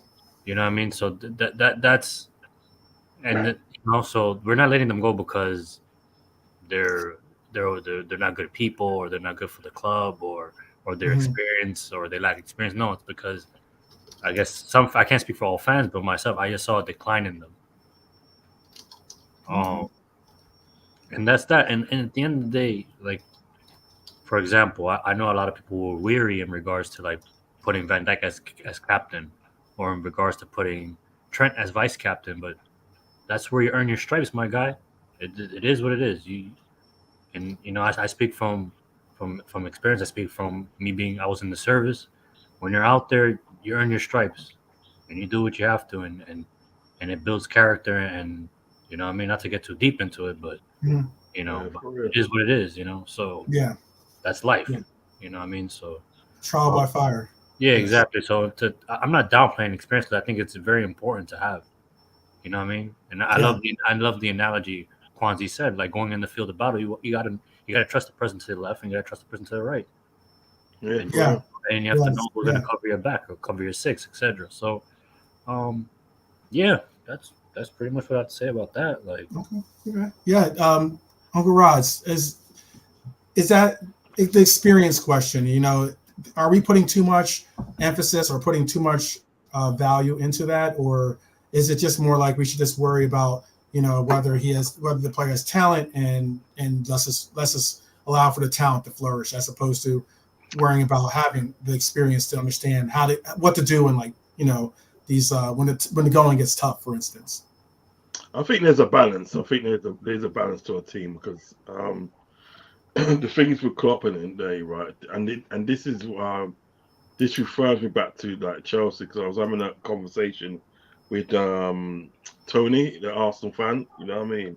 Mm-hmm. I was having a conversation with him, and I said, "What is it today? When you look at something like Liverpool, then you look at Chelsea, and you look at sort of like Arsenal, right? There's a difference there, because what it is today, like we get players. This guy, man. we get players at the day sort of like what we need. We get players what we need. Bars, don't make me tell people that your favorite player is Joe Linton, man. All right, man. Don't make me. My favorite player is he's a Newcastle fan. He's like my Basement Reds TV. He's not Joe Linton love. Joe Linton. No, but I think there's a balance in the day. I think we get players what we need, not what we want. Do you know what I mean? It's like, and if you look at sort of like Chelsea, there's a whole heap of players at the day of what they want. Do you know what I mean? Not exactly what they need. So really and truly today, they're not going to do anything what's needed for the team. Excuse me. Then you got like Arsenal. I'm not an Arsenal fan, but what Arsenal's done, they've brought in players of what they need. They're short at the back, and then they with Junior and Timber. I mean, they didn't forecast that they would get injured, but it's a player that they need. Yeah, right. The only player out of the players that they bought that I thought, I don't know if he should have done that. It's probably the guy Kai Havertz. Do you know what I mean? Mm-hmm. But the rest of the players of what they brought in is players that they of what they need for their team. Do you know what I'm saying? So it takes me back at the day to sort of like Klopp. Klopp is not going to get in a player at the day that he doesn't need. Do you know what I mean? Spot on. Yeah. We can argue at the back to sort of about sort of like why didn't it work out for Fabio Carvalho? Yeah. But I think at the end of the day, he's sent him to Germany for a reason. You know what I mean? Yeah. So like when he comes back from Germany, trust me, there will be a spot in that team for him. Do you understand what I'm saying? So that's an interesting take. That's a very interesting take. Yeah, so he gets players at the day of what they need. Because what he's done, look at Ryan Gravenberch and everything now. Ryan Gravenberch can play the 6, he can play the 8, and you know what I mean? And he can play a multiple sort of like positions in the midfield. Do you know what I mean? Yeah. Right. But then you got Endo as well, which is like he's a DM. He's 30, and with that comes experience, how to put the foot on the ball. You know what I mean? How to calm everybody down when it needs to be calmed down. Because you got to check it now as well, right? The 2005 Champions League final. Who knew at the day bringing on a DM at the day was going to help us win the game? Do you know what I mean? Because it was his experience head. He knew what to do, when to do it. And you need players like that in the team. So if they're 30 or like 31, you know what I mean? I mean, if they're 36 and 37, well, you know what I mean? That's, you can't be buying players like that, like what Man United done when they bought sort of like that guy for 36 years old, give him a year's contract. Don't forget Barry McCarroll. Johnny Evans, that's it, Johnny Evans. He was shit then, and he's still shit now. Nothing's changed. He's still shit. You know what I mean? So they in a mud. You know what I mean? Because what they've done at the end of the day is this: they put pressure at the end of the day on the board at the end of the day to buy players in the day, right? Yeah. So the board at the day said, all right, then we'll go out and buy players. You know what I mean? But they haven't literally bought players in at the end of the day of what they need. You know what I mean? Right. They've gone out and bought a striker for 72 million. Right. 72 million. And he's injured in the first week of him being there. Right. You know what I mean? And who knows this guy? Who really knows this guy? Nobody really knows it. Do you know what I mean? Right. So I do believe that they sort of like there is a balance at the end of the day into what Klopp's done with bringing in sort of like Endo or being 30 years old and everything like that. I do believe because where you got experience at the day for the sort of like for the younger people in the squad. Do you know what I mean? Right. You like some of your Bastesic, you like some of your Gravenberch, you like some of your Harvey Elliott and stuff. Do you know what I mean? So there's a balance. So I'm with it. I'm here for it. I'm here for it. I think we're being something special because you check it now. If in January and things go to plan in January, we bring Andre or something. Andre from Easy, we're cooking. Great balance. Great balance. We're cooking. Yeah. Listen, I'm gonna have something to eat. Yeah. Do your thing. I know you're gonna bounce out. What I'm gonna do is I'll when I've had something finish out something to eat, I'll jump back on. Obviously, if you're still about Thank you for showing up. Taking the call for sure. I threw out the bat no problem. And Batman appeared. I appreciate that. No problem. Listen, I got the well, I'll tell you anyway. Got the show. Yeah. Okay. Well, listen, I'll see you in a bit. Okay. Yeah, Brian. Earlier we'd heard about let's not value World Cup play too much, and because players could get a lot of could get a good run in a couple of games in international play. We also heard that which is experience in my reason why I'm bringing it up.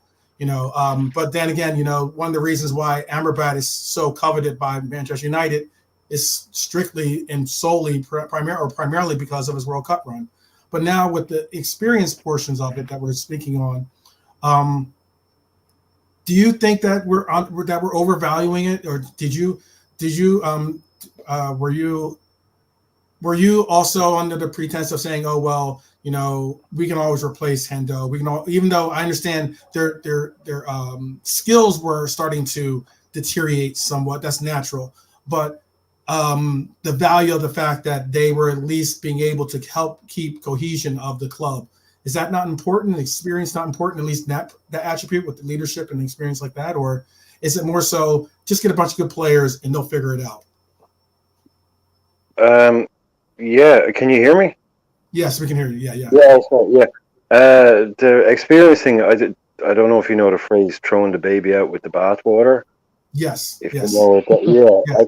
I think that was the fear for some people, was that we were getting rid of all of it at the same time. Like, it would have been preferable to lose, Milner this year, then next year you lose Henderson and Fabinho, but it was the fact that Firmino, Milner, Henderson, and Fabinho, because we kind of forgot about Firmino leaving as well. That's a hell of a lot of trophies that all walked out the door in the same transfer window. Yeah. Which was what, and again, when you got people defending it, I think online, is because people are having to come up with extreme opinions to counter other extreme opinions. So some people say, "Oh, get rid of them all. They're useless. It doesn't matter."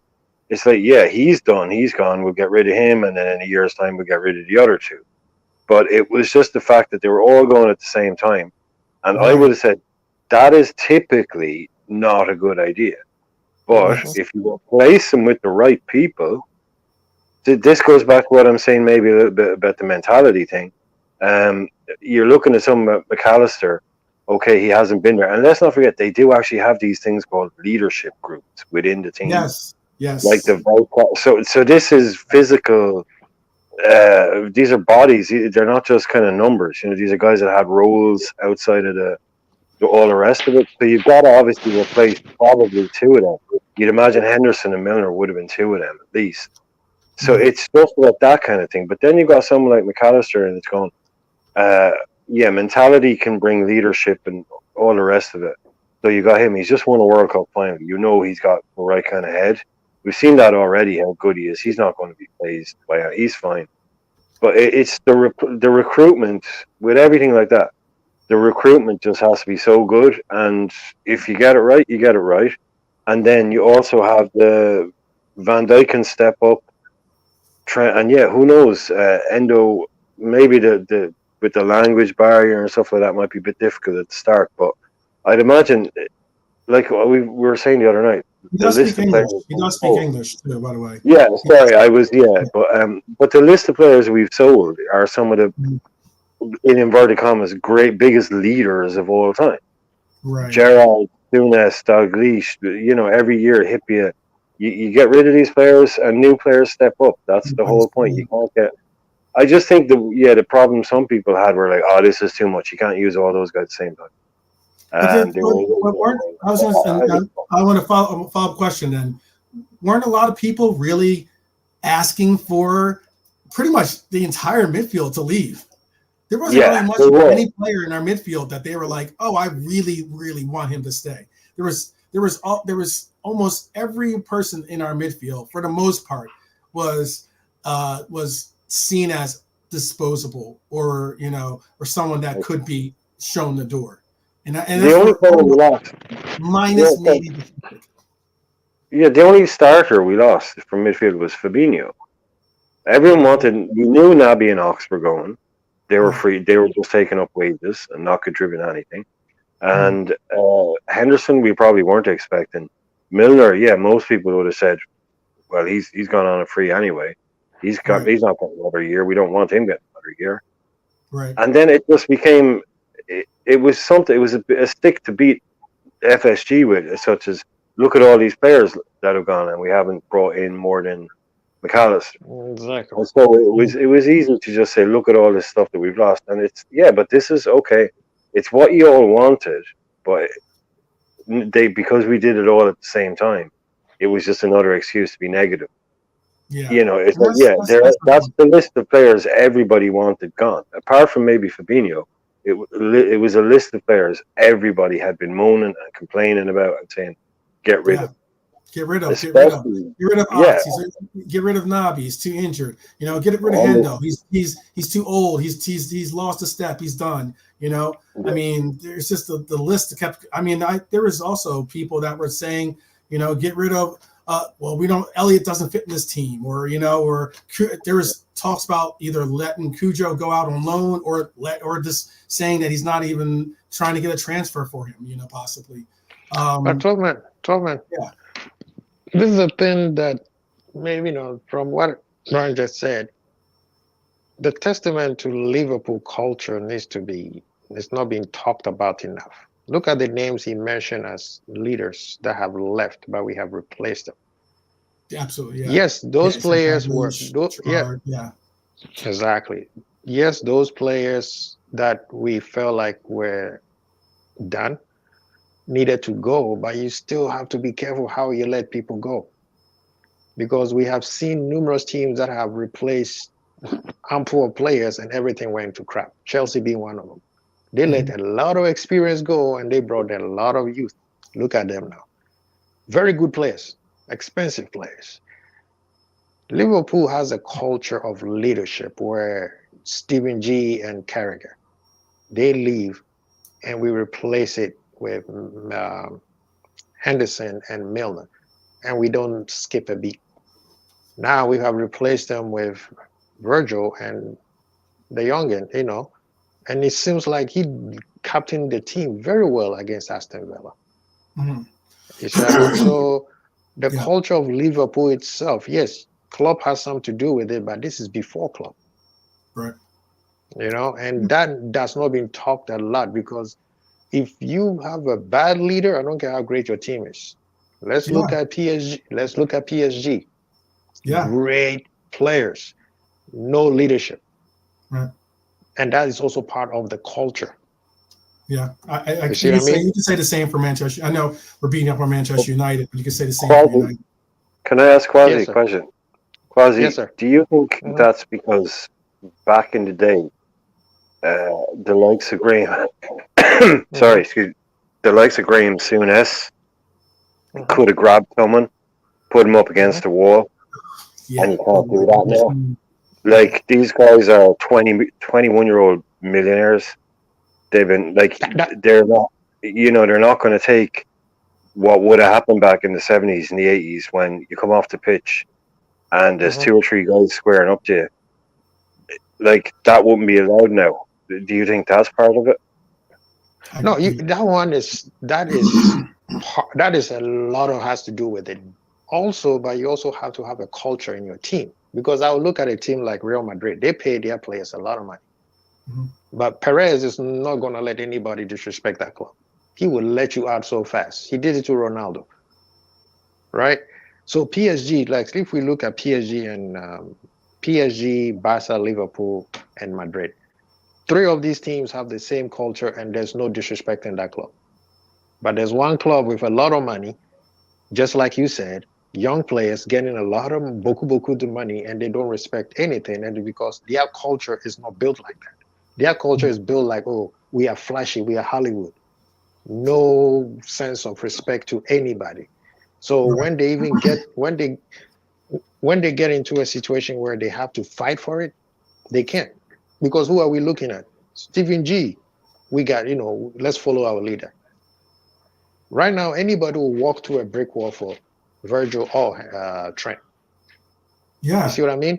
Yeah. If you go to Madrid, Ramos, as a-hole he was a great leader. Look at the players that he was leading at the time. Because he fought for his players. Yeah, he fought for his players. As much as I hate Ramos, I still can give him credit that he fought for every last one of these players. He fought for the badge. He fought for everything that was related to the club and team, and you had to respect that part, even though he was one of the dirtiest players ever. And the reason why I keep bringing that enforcer in the dress, like you need a dressing room enforcer. If you can't, yes, you absolutely. need one guy absolutely. This is not acceptable. You showed up looking like shit, or you showed up and you didn't have the right mood. You just need one guy that's respected. Maybe these days, back in the day, it would have been about putting someone up against the wall, but now it's like you have to communicate properly, but at the same time, communicate the same message that it's not acceptable. Standards have to be where they need to be. That's the problem Manchester United is having right now. That club is a mess. They don't have. Ferguson had the culture, and when Ferguson left, the people from the top could not follow it. They came in acting like we got money. What did the director of football that they hated him so much said? From now on, we're going to buy players at the level of Suarez. So what did they do? They went for Di Maria, they went for Falcao, they went for all these players, and they forgot the culture that Alex Ferguson built, which was something that Bugsy built before him, right? So the stuff that you're saying is correct. You need that enforcer, right? But guess who's going to support the enforcer? The manager. I think you need that. You need that enforcer like Deschamps too, like Lovren or like Skirtle or Agger, or like you need that. But this is the part. You need that enforcer that'll step in and be like, and you see Konate and BBD do it as well when like someone tries to bully. This is the part where we are also undervaluing. We're talking about overplaying the leadership role. From the owner to the bottom, if a player is misbehaving, the owner would say, get him out. Club can't say anything.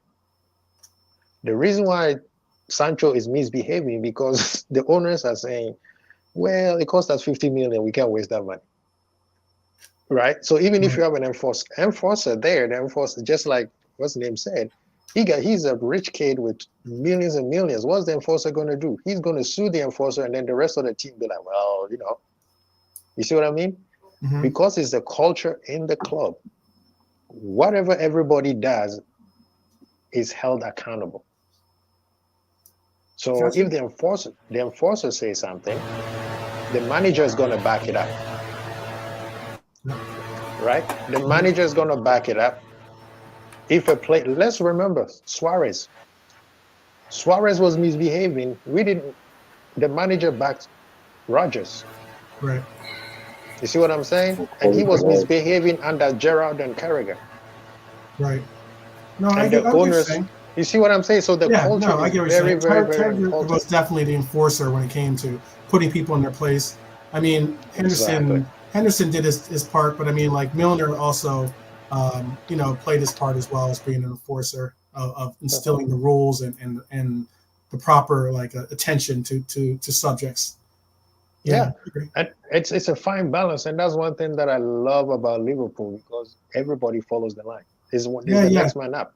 He's the next man up. And the thing is, a lot of the fan base were worried because we were like, ooh, great leaders are leaving and we need to see the next one. And the next man showed up, and look what how great he is.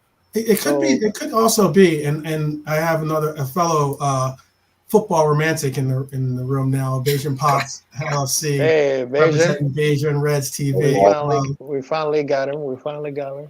Yeah. We're talking about experience. We're talking about valuing. I brought up your comment saying that you don't want to over value, I guess you could say, in essence, the experience aspect of rating players. So is that basically a value that is low on your list when you're trying to arrange a club, arrange a team, and keep them all motivated and focused? Is it more so the experience or all that gets pushed more towards the coach, or do you think that they just need to just learn it as they go? And thank you for joining, by the way, Beijing Pops.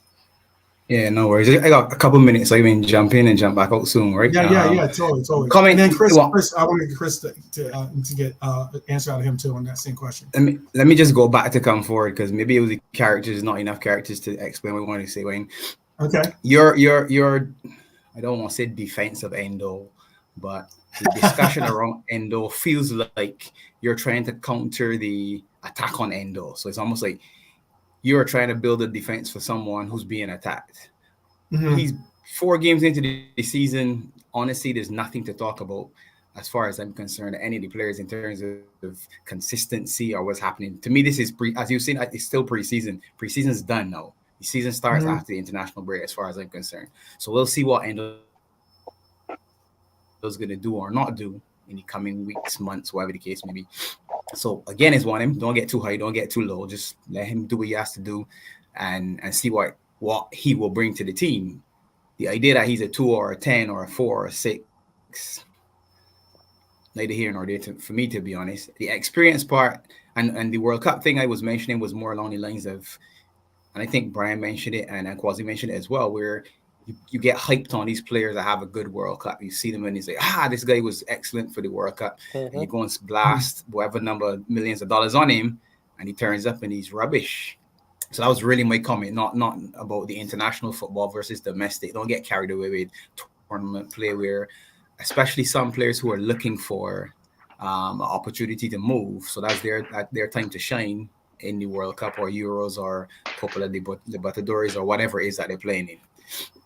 Experience obviously is brilliant, but his experience in terms of age, not necessarily in terms of the Premiership. So you could see already in the minutes that he had, you could see he's good in certain elements, but you could see in his eyes he's marveling at the pace of the Premiership, and has nothing to beat him with, because Edgar Davids, who ran every blade of grass on every pitch, came to the Premiership and said, "This is different." So it's an appreciation for the game that you have to have. So it isn't, again, an indictment on Endo. So people who are beating him at this point in time, I mean, again, it might be that they wanted the sexy player.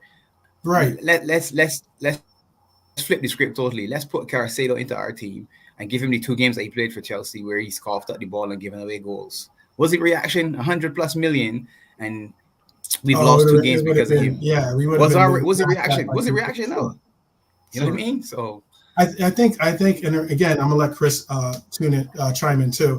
After I just say this one statement, is that my defense of Endo is more so I'm trying to enlighten people of things and skill sets and aspects of his game that probably they don't have. And because so they've allowed for some of the parrot punditry and at least, and like you said, maybe not being attached, the name not being attached to being sexy as we put it, it ends up making them not even give the player a chance. And yet everything they say is always, it's always looking at the negatives or trying to outline the negatives. Whereas in this player, I think contributes to a club or in a system precisely what we wanted and needed in this system, and people aren't like focused on that. That was the reason why I was trying to make a defense for it. But Chris, we just need to see it as well, to be honest. Oh, absolutely, absolutely. And I mean, hey, and seeing it with 11 men will be even better. Consisting of 11 men will be great. But Chris, what is it that that you feel is there something of these players that we have now that's being overlooked as to the reason why some people have still some pessimism towards our chances to contend this year? Or do you think of it as, yes, with the experience, with the right blend and mix of youth and quality and talent, now we've rebuilt this midfield that we can contend? Do you believe that, or are you still on the fence? Pops, what's up, brother? You good? Big up, BJ. What's up? So I think the negativity behind, I think people believing we won't be able to do nothing this season is because they didn't get what they want. Right. In regards to transfers, in regards to players that they wanted to let go or players they wanted to see come in. So I just think it's just that. People are just crying because they didn't get what they want. So that's where the negativity comes in. Do you think it might be also something on the lines? Because I mean, it seems like today we're talking about today's game. It seems like today's game is now as if you can get silverware for just winning the transfer window, and it seems like you want to be lauded for all the sexy players that you brought in, the sexy names and being like, look at my club, as to opposed to just wanting the right pieces that's going to take you to that next level, or at least supplement that level. Mm-hmm. But I think this comes with the era of the internet, right? The era of social media, the era of being bougie or wanting to be bougie. That it is what it is. Like, you know what I mean? There's no answer to it unless we delete social media and the internet, like Y2K, no more internet, cybernet, Terminator, all that stuff. It's over. Like, you know what I mean? So it won't. Skynet. Yeah, Skynet. The cat's out of the bag. Yeah, the cat is out of the bag. So it won't change. Like, it won't. It's just the way football is now. But I think in regards to the season, I think we should be a little bit whatever the word is. You know what I mean? Optimistic. I got you. Because, I like it. Because I don't know. Last season, I think for all of us, it took a toll on us emotionally, physically. Whatever time you woke up to watch the games, it was draining last season. It really was for a lot of us. The YouTube scene was toxic, as we all know. Social media was toxic, and even during the summer, everyone was saying we're only going to bring in one player, we're going to bring in two players. That's it. We're not going to do anything. And look at us. We brought in four builders. You know what I mean? Now, and that's what I meant too. And I'll allow for you to too. I mean, that's what I mean is that it seems as though rather than just do let's just wait and see. Let's actually see how it is. This is as Pops was saying. Hey, let's see. Let's just breathe for a second. Let them cook. But it's the same thing with the transfer window. We were all so worried about the fact that we weren't going to bring in anyone at some point. At some points there were people thinking that we weren't going to bring really anyone in, and yet even with some of the and we were going to be on some because this player's come back from injury, let's look at him as being a new signing. That mentality. Rather than just realize the fact that we're going to do this work. I think the issue too, as well, in the era of social media as well, everyone's a manager, everyone's a sport director, Yeah. everyone's a physical therapist, everyone is a CEO. Scout. Exactly. So I think the issue I think a lot with the fans is like, oh, we need a center back, we need a right back, we need a six. When our manager chose not to target these players for a reason. And this is and that's where I spoke yesterday. Selective hearing. I've said it. You only want to hear what hits you in the heart, but ignore everything else.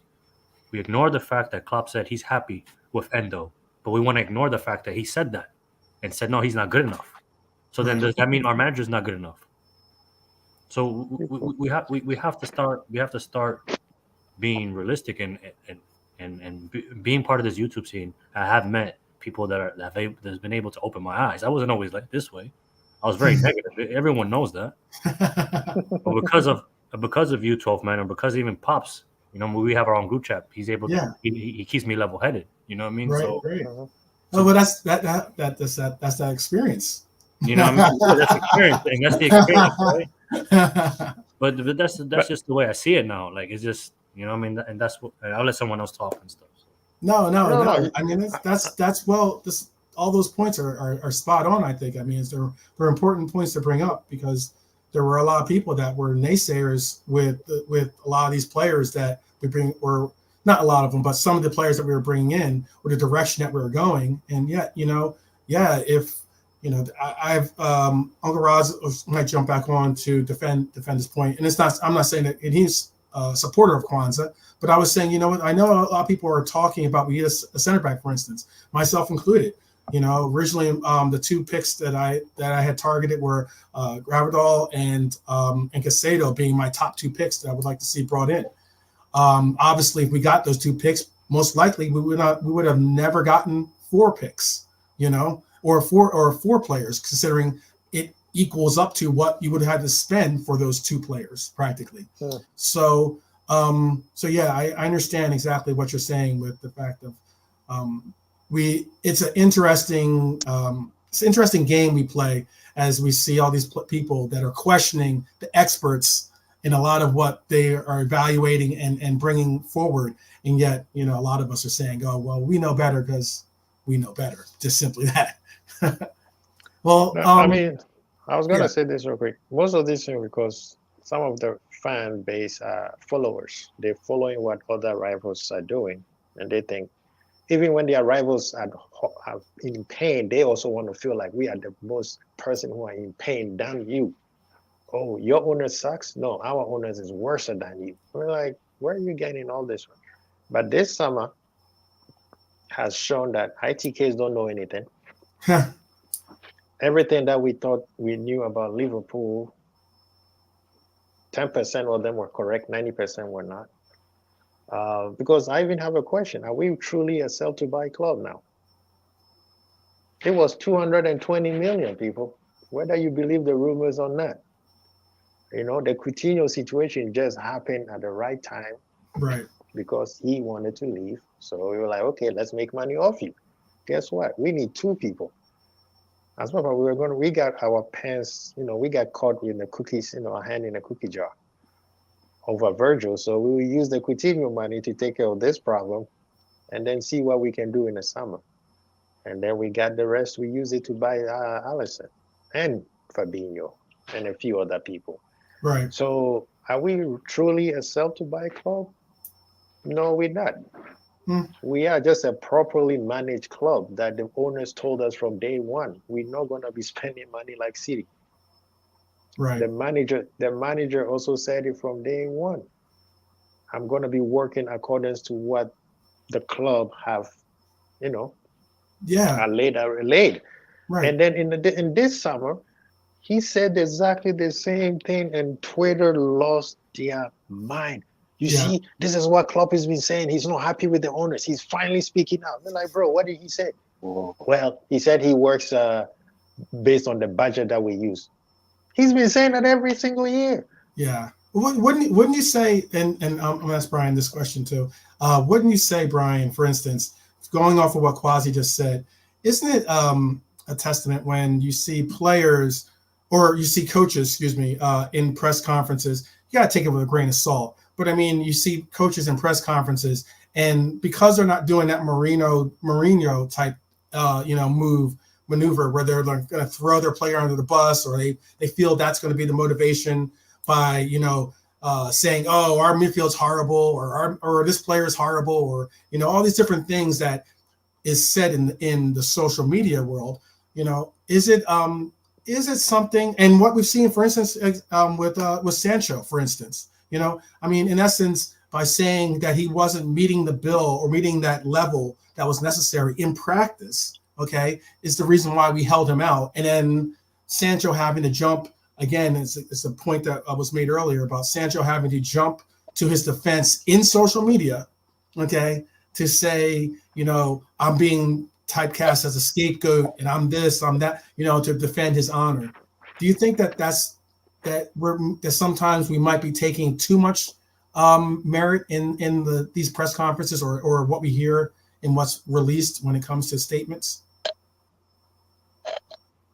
Yeah, so you mean like, is it about the veracity of what they're saying in those conferences? I mean, is that what you? I'd say no. Should they throw FSG? Should Klopp have been like, FSG don't spend money and he needs to do this and then they need to do that? No. Like Jurgen Klopp gets £13 million a year. Yeah, so they're spending money on him. He's the second. He was the second highest paid manager in the world at one point, right. And he's always in the top three. He's like people have said before. You don't come out of work, as like in press conferences, and start slagging off your bosses. That's just not what happens. That's what you do when you want to get sacked. Right. When a manager comes out and starts doing like that, it's because he wants out. He's gone.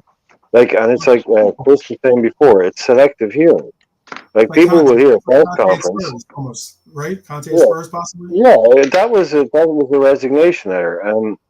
I mean, Scott Parker on the pitch after the 9-0, that was an unintentional resignation letter, but it was still a resignation letter. It didn't mean it to be. But this is like, these guys are gone. But like Klopp knows. Like, this is the thing, like, short answer short. FSG were told football clubs will be allowed to spend as much money as they earn and no much more than that. So the clubs that earn the most money will be allowed to spend the most money. And they looked at Liverpool and they went, Liverpool's the second biggest fucking club on the planet third after Real Madrid, after Man United. These guys are making about 10% of what they should be making commercially. Like, our commercial department was light years behind everybody else. And they looked at it and they went, hang on a minute. If you maximize their potential commercial earnings, revenue in every way, and it's all a fair game where if you earn 400 million, you can spend 400 million, then Liverpool should, within a few years, should be able to earn just as much as anybody else. Then we'll be able to spend that and we'll have the most amount of money. That's what they thought the game was going to be. But the game changed when FFP went out the window. And they're like, oh, okay. They came in. They said, we're not sugar daddies. We're not putting our hands in our pockets, spending our own billions because we're not those guys. Right. So that's where they are now. Like, but in terms of, just this press conference stuff, I don't listen to them. Unless something comes out and it's like the next day, it's still a thing and it's still a proper story about something. But if you make some glib comment about a player, because the way things are now with social media, these managers, every syllable of every word they say is picked apart.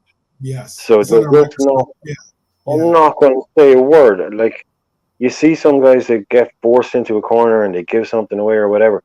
But look at Steve Cooper. Like, Steve Cooper is basically a master of these things. Nobody knows who his team is going to be any weekend. Because players, he'll be asked about a player who has a bloody broken leg, and he'll be like, I don't know if he's available or not. He might be. I don't know. He might be. We'll find out on Saturday morning. He won't say anything. So it's like, what do you expect from these guys?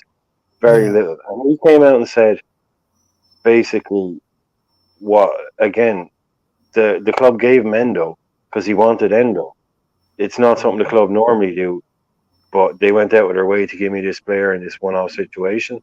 Nobody's talking about that. Like, that was a massively, positive thing. That I went to the club, I made a special request. Basically, they went, look, we normally want these guys at 23, 24, not 30, but we'll give you this one little thing because it's whatever. Yeah, it was cheap, but he got his own little, like I say, special request player.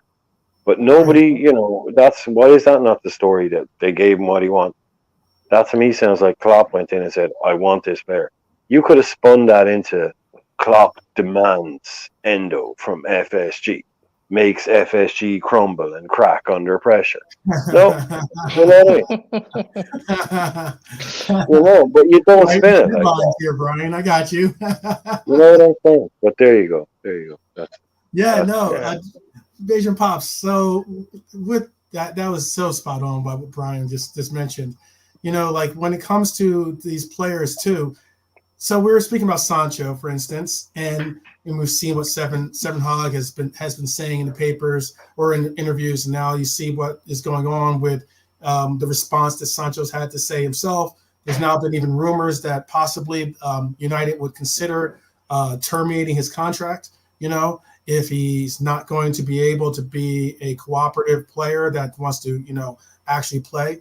He's making £350,000 a week, by the way. And I don't know how many years are left on his deal, but there's quite a few, I think. There's more than one, obviously.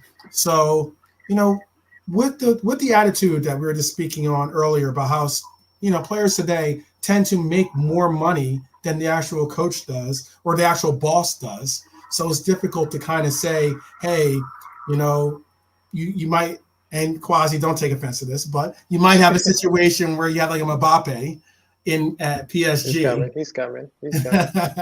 Whereas you have a player that's he's making over like $1 million a week.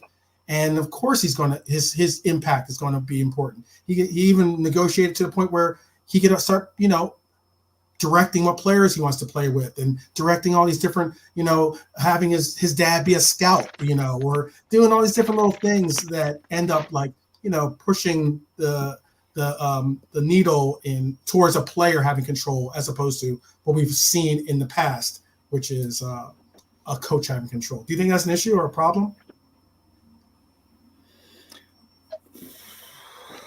That's a big one. Yeah. First, let me. I jumped in and I didn't shout out my guy next door here, Mr. Brian, internet genius. My apologies. I didn't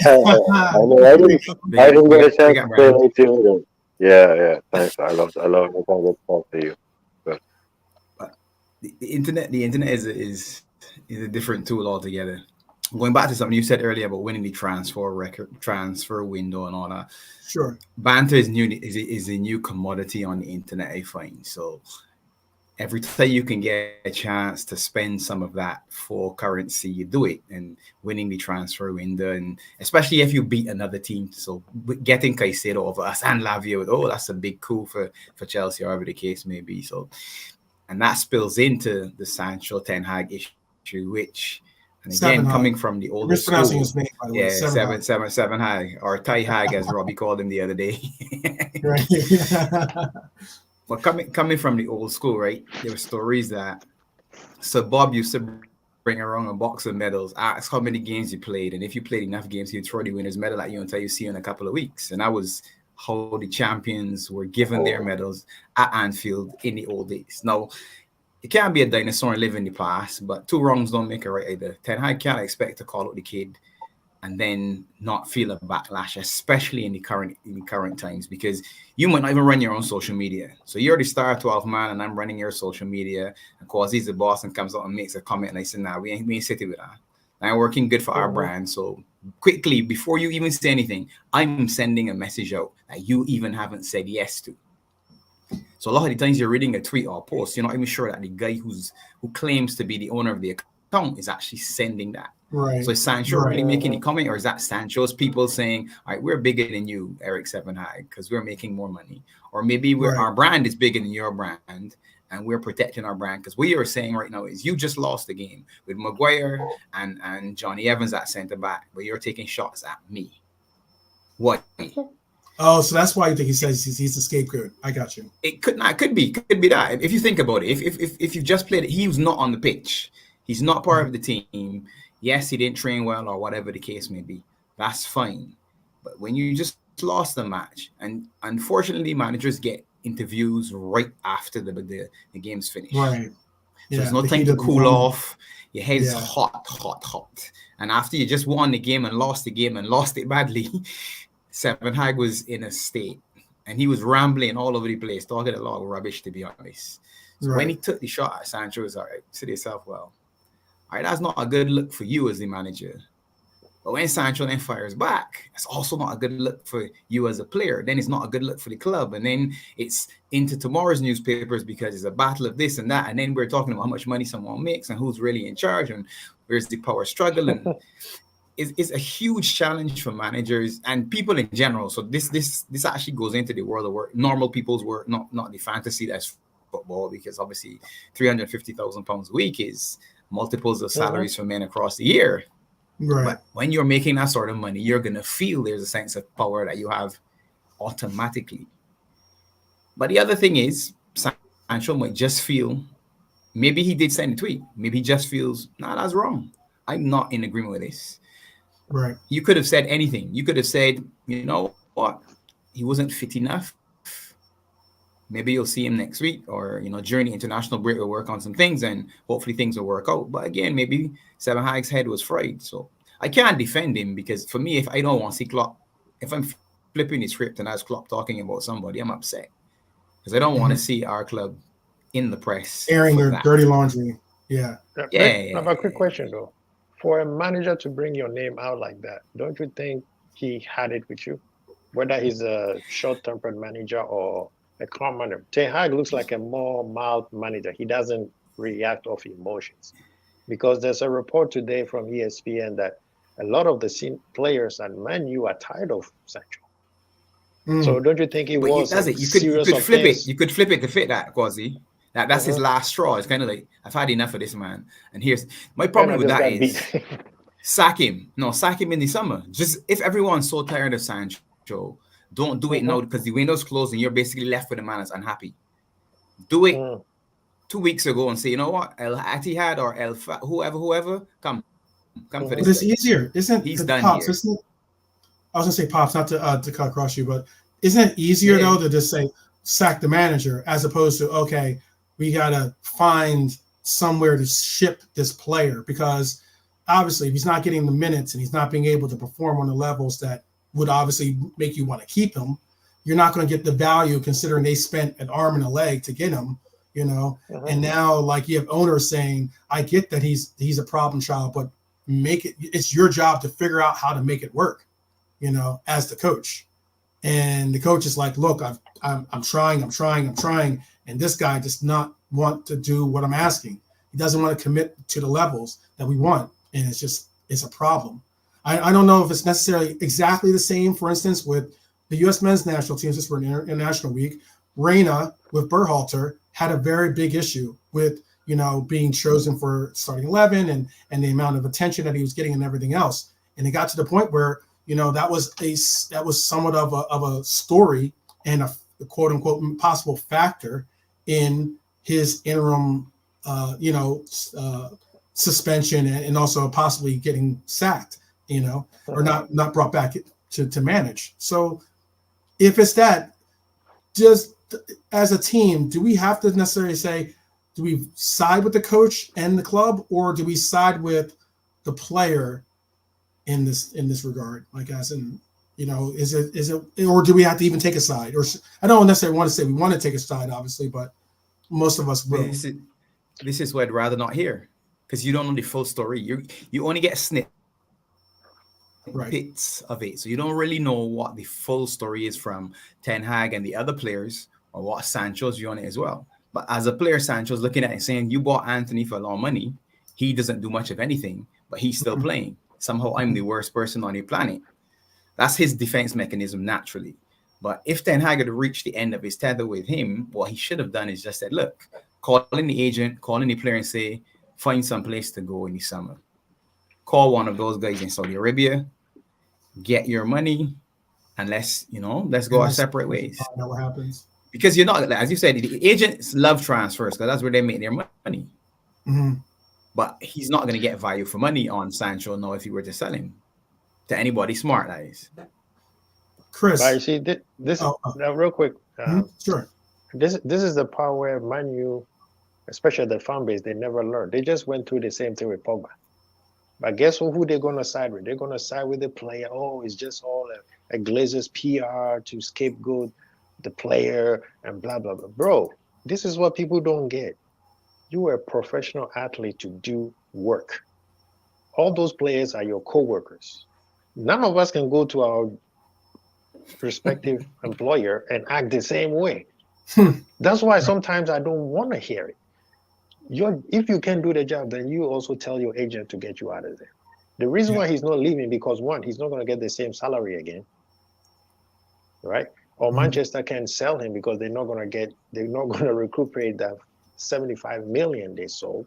And I heard they tried to sell him in the summer. It didn't work out. They couldn't find anybody to buy. And I heard a very prominent Man U content creator blame the owners for not being able to sell him, which is like their fault. Right? You guys wanted him. Remember the whole year they talk about Sancho, the Avengers, blah, blah, blah. And he finally comes in a year later. Now all of a sudden you blame the owners for bringing him, and then you blame the owners for not being able to sell him. Mm-hmm. Sancho, you're there to do a job. Last year, Ten Hag protected you because you had a mental breakdown, and he protected you throughout the whole season. There's a reason why this is coming where Ten Hag is feeling that I've been, you backstabbed me. I got your back last year, and your job is to come back fit and play well, and you've not been doing it. So the fact that he went to the media to bring Sancho's name, that tells me there's something been going on in the background for a long time. Two, Man U fans, not that I like you guys, but you guys have been going through this almost every year, and you always take the player side. And then it falls on your face every single time. If I were you, stand behind the manager and stand behind your club. Because guess what? One is bigger than the club. No one is. Yes, certainly. I'm just saying, it doesn't matter what the manager said. If the manager's out of line, then his agent needs to go to the manager's boss and said, this is unacceptable. Either get me out of here or let's fix this problem. With that, no, it's good. No, finish. I'm sorry. No, I mean, that's the thing, because it's easy to say, well, the manager should not have brought his name out. That's all said and true. I agree. Let's keep in-house business in-house. And I love Klopp. Yeah. I love Klopp when he does that. I love Klopp when he does that. Even Henderson even said it. Even in his big expose, he even said it. But we just like the question I was asked earlier, these kids with 21-year-old with 50 million in the bank account, I'm sorry, you are there to do a job. It's to play. Go to practice and play. Mm-hmm. And if you have a problem, let's fix it. You're not Ronaldo. Even Ronaldo got crucified for going to talk to Piers Morgan. Piers, yeah. But that's how a lot of things, again, in this day, it's about winning the public opinion as opposed to just working something out with the actual individual. It seems. And one shout out. Let me give a shout out to Liverpool fans. You see that kid Fabio Cavallo. He also has been talking. And what do Liverpool fans say? Shut your ass. Yeah. Shut your behind up. Shut your behind up and keep playing. Right. That's what you're supposed to do, right? Keep your mouth shut and play. Right. Exactly. Keep your mouth. Yeah. Keep your mouth shut and play. Yeah. That's your job. Yeah. See, that's a team. That's a club with fans with some smarts. Well, yeah. He's not even playing right now. From what I hear, he's not even getting playing time for his German team. I mean, if anything, that would be a wake-up call. And I get that you have been, hyped up. I get that goal against Newcastle probably got you really a lot of confidence and made you feel like you enjoyed that dopamine rush, of Anfield. But no, the realistic aspect of it is you're not even playing. You're not even playing for RB. You know, in Germany. And Liverpool fans could have been like, club, it's your fault. You see, this is the reason why the kid. No, even the people who wanted club out was like, no, man, be quiet. You didn't do anything. Right. You see what I mean? There's a lot of people that are very upset about exactly. Keep your mouth shut and prove to us that club was wrong for not playing you. You haven't done that yet. Why are you talking? But I guarantee you, I won't mention the club's name. If it was another club, you gotta watch yourself, Quasi.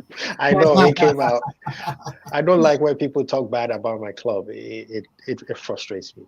Yeah. But if it was some other club, right, they would have been like, yeah, I'm with him. He is right. Why, blah, blah, blah, blah, blah, blah. And then there's a big divide. You see what I mean? Sometimes play it. Just play or leave. Come on, man. Sure. Chris, how are you feeling? I'm going to bring Baz in too. But guys, I got to jump. I'm going to be back in the chat. I had a heady streaks. Definitely. Thank you for joining. Love. Reds TV's finest, Asian Pops. Good to see you, brother. Fellow football romantic. Appreciate you joining and shedding some light to the subjects that we were talking about. All right. Good to see you, Babs. Appreciate it, man. Good to see you too, bro. Yeah, man. I'm out. For sure.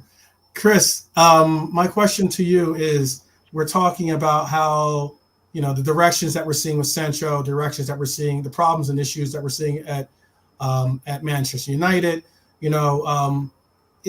Does it not make you value our organization, the way that we are organized, the way that we have structured this team, in the sense of with a competent manager, and with I know people are going to waver on the this isn't an FSG out thing, but just giving the sheer fact that we do have a system that uses an algorithm that looks for these types of players, or looks for the right types of players psychologically. Before I say what I say, Quasi, is that a Notre Dame badge on your chest? Oh, no. This is my college called Pacific Union College. Oh, okay. I was about to say. But we do have a Notre Dame in San Francisco area too. So we play them. Very good school. Yeah. I used to go there and stuff, but really? Which one? Conversation for another day and stuff. Boston, right? Yeah. No. Indiana. Atlanta. Yeah. Oh. But sorry. Question. What's the question again? My bad. Tough man. The question basically is, with the current climate that you see with coaches and everything else, isn't not a testament of our club that we have a coach, we have a structured, again, with the experience and leadership qualities of the players that we have in the leadership group and even outside of the leadership group, and even with the organization in itself, isn't a testament that that could be a reason why we're not seeing the same issues and problems that we're seeing at Manchester United, that we're seeing at possibly at Chelsea, or some of these other clubs that have these disgruntled players that are just really, really pushing for exits, when in reality it could be they're just not the right player, or just not the right mentality of player to take on the responsibility that's being asked of them. So you're pretty much saying to give credit for something that's supposed to be run the way it's supposed to be run? Basically. Now he's got the camos on. Now he's in the arena. Yeah, now he's in the arena. Now he came back. He came back. Yeah, he came back. No, because okay, I guess if you want to be all positive and lovey-dovey about the situation, yeah, sure. Great. Yeah, he's in the mode. He's in the zone. Great feeling, great. Yay, we're running okay, yay. But realistically speaking, that's how it's supposed to be run. That's the business of it. You know what I mean? It's not that I'm trying to be negative or anything. It's just it is what it is, right? That's why people get paid the amount of money they get paid. That's why Klopp's getting paid that amount of money. That's why there's intelligent people in place in the club to make the club run smoothly and stuff. I don't really care about what other people do. You know what I mean? Mm-hmm.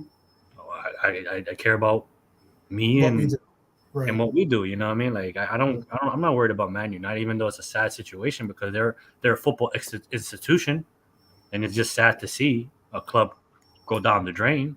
But on Manchester United. But then that's not my problem. At the end of the day, but even and you know the funny thing, right? Even after you said all that, which is correct, right? The way we're run and everything, people still find a reason to shit on us. Excuse my language. Mm-hmm. Our own fans shit on us for the way we're run, and it's like, regardless of what we do, we never win. We never win because we're never going to be. There's going to be someone that's going to find dissatisfaction in what we do. So you know those type of fans, please do me a favor. If you ever if you ever see or talk to one of them, ask them, what exactly do you think Liverpool should do? And I promise you, they will go in circles and circles and circles and end up agreeing with you. Which fans are these? Quasi, are you talking about? Fans that say what? The same fans, just like my brother said, they are never happy with anything. Not that they even giving a constructive criticism, like, oh, you know, let's for instance, we got a striker in January, but we really needed a midfielder, right? That's a constructive criticism where we're like, this is where the problem lies. Why we, you know? Yeah. But the ones who say, you know what, I don't want us to spend like City, you know, we don't want us to spend City. And then when we buy a player, why are we so cheap? Yeah. Bun Manchester. Them type of people. There you go. There's something we can all agree on, right? Bun Manchester United. How about that? At least on the panel. Not necessarily completely in the chat, possibly, but you know, you never know. There's definitely the occasional United fan that graces us, or you know, we do have our case of scrolls. But but still, Brian, do you contend that to be more of the case in the sense of with, you know, United or with these other clubs, as in there's just no, as Chris said it, for easy way to put it, it says there's just no, sometimes there's just no winning. There's no pleasing everyone, basically. There's no pleasing everyone. Yeah, well, I'd go back to, what he's saying. Like, it's kind of like that Chris Rock bit, you know, it's like that's what you're supposed to do. Mm-hmm. You know, you want a cookie? Yeah, we're running a club like that. Yeah, so that's what you're supposed to do. Like Man United, apart from two iconic managers, one in the 60s with Busby, and the second one with Alex Ferguson, this is what they've always been. It's just Ferguson was there for a long time. They've always had players like George Best, Norman Whiteside, Duncan Edwards, these guys that were famously, you know, as much on the front page as anything else. That's Man United. That's the kind of club they are. That's as much in their DNA as anything else. It's just when Ferguson came along at the start of the Premier League and he became the main thing. Like, he had a thing there. It wouldn't have lasted much past his retirement, but he was one of the last managers to have it in his contract that no player at Manchester United could be paid more than he was. Because we were talking earlier about, as soon as the players are earning 3-4 times as much as the manager, you've got a serious issue. You know, that was his, but that's long gone now. You're not going to get any manager unless even, like, someone like Klopp at 13, 14, 15 million a year is going to be earning a lot more than some of our players. But most managers, they don't. So, like, it is in terms of, should we praise our clubs? Like we were talking about this last night. It's the whole no dickheads policy. Like, you filter out these bad eggs, or you don't sign them in the first place, so that they don't become problem after problem after problem. Yeah, we've always kind of been like that as a club. We signed a couple of wrong ones. Yeah, we have. Of course we have. But normally we have a way of self-policing that kind of thing, and it doesn't become a problem for us. But Man United, I think that's just, it's an FC Hollywood kind of thing, and it's just been shown now that since Ferguson left, that club is a massive mess. Yeah. Yeah, it takes someone really strong. In the actual stadium. Yeah. Well, it takes a super strong manager, a really big manager, to take control of that club and be able to handle all of the crap that comes with it. Mourinho couldn't do it. Louis van Gaal is one of the most egotistical, full of self, arrogant managers out there. And even he was like, this club is. He said to Ten Hag, don't go. It's not a football club. It's a commercial club. That's what he said. He said, you're not joining. Wow. It's not a football club. It's a commercial club. So all your football decisions will be overridden by commercial benefits. You'll all be judged on they famously have this. A lot of clubs have what's called a social media thermometer, which is basically software that runs, and it gathers all of the tweets and all of the comments and all the things that have been made about Man United in real time and live time, and it's basically a needle and an arrow that's going towards positive, negative. So basically, to put that in understandable terms, they'll release a story saying Manchester United are interested in signing Amrabat, and they'll watch where that needle goes. Wait. So is that true? No, this is a fact. This is what, it's not just them. Now, I'm not saying that's how they finalize their decisions, but it's basically like taking a vote in public. When they pre-release a story about something, what would be the general reaction to, say, Mason Greenwood saying, and then positive, negative, whatever it is, and they'll know on a daily basis how fans are feeling, because basically everyone said it at United. Ed Woodward said it in the share meeting. He was asked if they would sack a manager, or what would it take to sack a manager, and he diluted the answer down and said, when the share price dropped. That's when they sacked. Wow. Well, that's what I thought. The price drop. We've seen the stock drop already.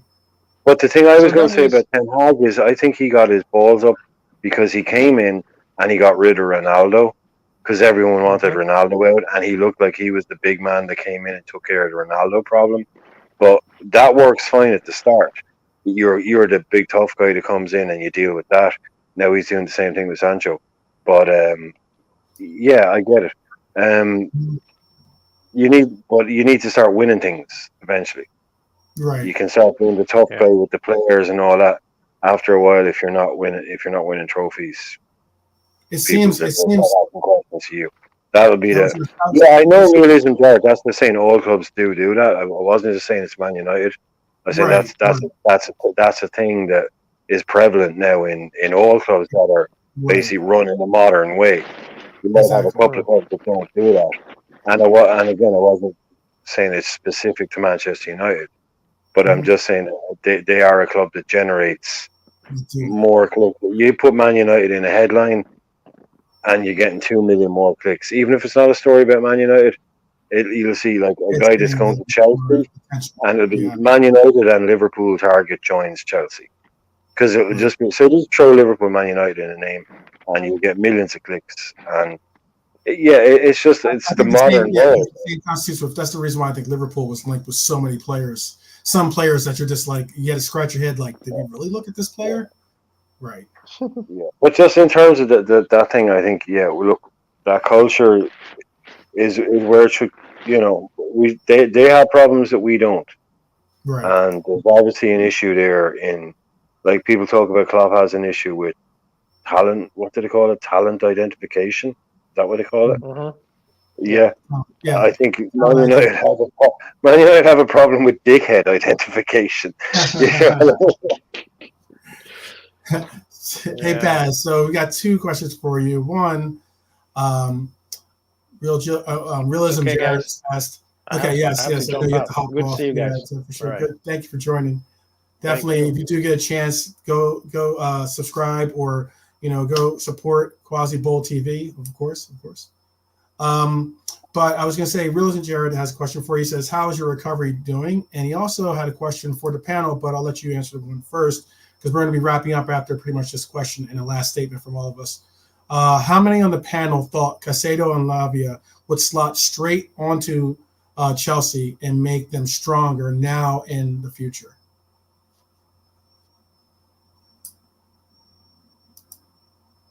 So I think you're on mute, actually. Yeah. Sorry. All right. So yeah. So first question. Realism. Big up, man. I'm doing all right, man. Slowly but surely. At the moment, my feet is elevated, like in front of me. Got an ice machine there. That's just cooling the swelling and stuff like that. But yeah, just stuck in bed, man. Really. But thank you. But it's getting there slowly but surely. And for the question, I'll bring it up for you again. So yeah. Okay, so Lavia, I would say he's a youngster that's had one season in a Premiership and a very hard one at it. Yeah, but he's done really well. They bought for potential, which they always do, or they buy to sell off. You know, they do have a habit of buying youngsters and then selling them off and making profits from them and etc. Calcedo, on the other hand, I thought would have slot right in with someone like Enzo. You know, a double pivot, and obviously the way Pochettino plays is he plays attacking football. But you know what's important sometimes is getting in a good amount of players that can fit different systems that he may want to play, where he might have learned at PSG or somewhere else besides Southampton and Tottenham. You know, to bring in good quality players. So I expected Calcedo to fit in. However, it comes with big expectations for sure. I mean, he's you know another record signing, and to be fair, Calcedo's only had like a season or 2 seasons, I think. You know, where he's really like you know done so well. So the jury's for me still out on him. I wanted him, but at the same time, I wasn't happy Liverpool were going to pay that much money because I think he was overinflated, and he's a great player, but it's going to take time. And I think with a team like Chelsea, it's a big mistake for both those clubs because it's a team that, listen, if they're all about money, then that's the best team for them. But if they want to win things, they win things now and have a structured club, then that's the biggest mistake because, you know, Chelsea are not doing too great at the minute. I don't know how long they're going to give Pochettino to build this team, but you know. Chelsea just normally do sack their managers often, and they've just got like a big squad that even the manager doesn't know where to play some of these players. So, yeah, I think Calcedo. I mean, Redbird just said it there. You know what, Calcedo, if he was playing with Mac 10, you know what, the transition would have been a lot more easier for him. But yeah, that's football these days, isn't it? And players.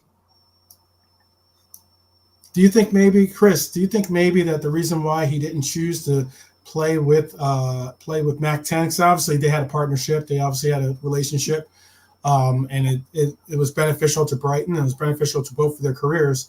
Do you think maybe that he chose not to partner with Mac 10 because he wanted to show that it's him and that he doesn't need Mac 10 to shine, and this is his opportunity, or is it just it's just all about the paper? I think Chris is still out there. Can Brian go first? Because Sure. Yeah, okay, yeah. All right. Brian, can you answer that question for me? Yeah, the realism jargon. Yeah, I expected Caicedo to go. No, that, but also does he need does he need? My fault. Does he need Mac 10? I keep missing it. People are putting in more chats as I try to click it. Caicedo needs Mac 10, basically. Do you think that maybe Caicedo was like, oh, you know what? You think I need Mac 10? I don't. And that's the reason why I'm gonna be, you know, I don't want to go to a club and have to be looked at as, oh, the only reason why I'm doing well is because I have Mac next to me, or something along those lines. Maybe. That's just speculation, of course. I'm just asking. Yeah, I wouldn't, you know, it's like Sal was saying last night, there was 2 people or 2 or 3 people that were saying we dodged the bullet on Caicedo, dodged the bullet on Lavia. Lavia hasn't even been on the pitch for Chelsea. Oh, look, we dodged the bullet on him. Yeah, I mean, is Lavia hurt? Does anyone know if Lavia's hurt? Is he hurt? Something like that. But I would have expected Caicedo to walk into the team, but even as good as he is, but it can take you 6 months, 8 months to settle in. We all want to give Darwin Núñez 2 years. So, you know, Caicedo gets, a few games at least, and yeah, he's too good not to be a really top quality dominant ball winning six. But again, like Baz was saying, he's never a £110 million footballer. Like that's that it's okay. We can do better. Like we wanted the guy, okay, whatever. We wanted the guy. If we got him, everyone would have loved it. But it's that's just the way the market has gone with Rice and things like that. So yeah, I expect him to be really. I think that, and in the future as well. The thing with the Mac 10, I'm not being rude, but that's just overly reductive. Do you know what I mean? It's like he was good when he was with that guy. Well, McAllister doesn't need a Caicedo to look good. Yeah. You know what I mean? So like, give Caicedo a stable platform. I don't know, but this is the thing. Look at the players go to Chelsea, and all of a sudden they look terrible.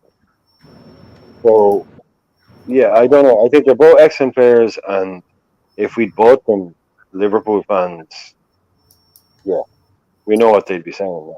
So absolutely. Us Liverpool. I'm not saying Liverpool as if I'm not, but we know what we don't. Yeah. They're top quality players. Give them time. Lavia hasn't even started. So I say there's going to be one of the best in the world. I'm happy with the players we got. I would have liked Caicedo because he's obviously really good at what he does. But that money, I don't know why we got involved in that deal. I think we got led down the garden path on that a little bit. I think we got used, to be honest with you. We ended up looking a bit foolish, and again, that was the overspill from that. I think polluted the atmosphere around the Endo deal a little bit, like I said earlier. So it was just that was one that wouldn't happen in Edwards' days probably. And one final thing, someone was making a point last night about Schmatke, and he's saying, look at all the deals he got done, right? And look at the 2 deals he fucked up. We only got these. Sorry for language, but we didn't get Caicedo done, and he didn't get Labia done. He got Szoboszlai. McAllister was already done, right? So he got Gravenberch, he got Szoboszlai, and he got Endo. He got the 3 German deals done over the line straight away, and he couldn't get the English ones done. That tells you where the disconnect is. We didn't have someone in England that knew what was actually happening. That's interesting. Yeah, but if you look at it, we didn't get Lavia and we didn't get Caicedo, both from English clubs. We got all the players we got them from German clubs. Right. Schmatke obviously doesn't have the contacts in England that would have told him, don't bother going for Caicedo. It's not going to happen. Don't, the Lavia deal is going to be this or be that. So obviously he was brought in, and it was stated explicitly at the start for his expertise in the German market. Exactly. So I just think that's quite market. But it was the 2 English deals that we couldn't get over. That's a great take. It's a great point. But sorry, if I could just quickly say something on that. The Caicedo one is a very interesting one because I don't think Liverpool would ever put a transfer bid in knowing that the guy's mind was already gone to Chelsea. Yeah. But I think what it is like we got played by that agent. It's as simple as that because Liverpool, I don't think would embarrass themselves. All year, Liverpool have had no money allegedly, and all of a sudden they managed to find 111 million quid. Do you know what I mean on a player? It's crazy what can happen when you check the sofa of cushions. In between the sofa cushions. No. Let's not get it twisted. FSG have got dough. They have got dough. They've always had dough. They're just very shrewd business people to a degree because some of their business has been poor. However, the Caicedo thing, I think we got played by that agent, and it was literally just wanted like a bigger money, bigger contract, and in the end we just couldn't manage that. Chelsea are used to the death row contract, the 7-8 year ones, whatever, and they obviously topped it up. But I still think we could have got him. We could have got him, but nevertheless, it is what it is, and I'm happy with what we got. Yeah. You missed one part, Baz. Yeah. What's that? The agent got a side deal of $10 million in his hand for that deal for Caicedo too. Oh well, come on, that's true. I should have mentioned it, but that happens in football now all the time, man. That goes a long way. A long way. Yeah, that's why I'm saying the agent played us. You know what I mean? He weren't getting that. Big time. Big time. We were using. Let me give you a proper introduction. Beijing Barnes LFC represents Beijing Reds TV. Pleasure to have you on. Have you on the broadcast here. How are you doing? I'm good, man.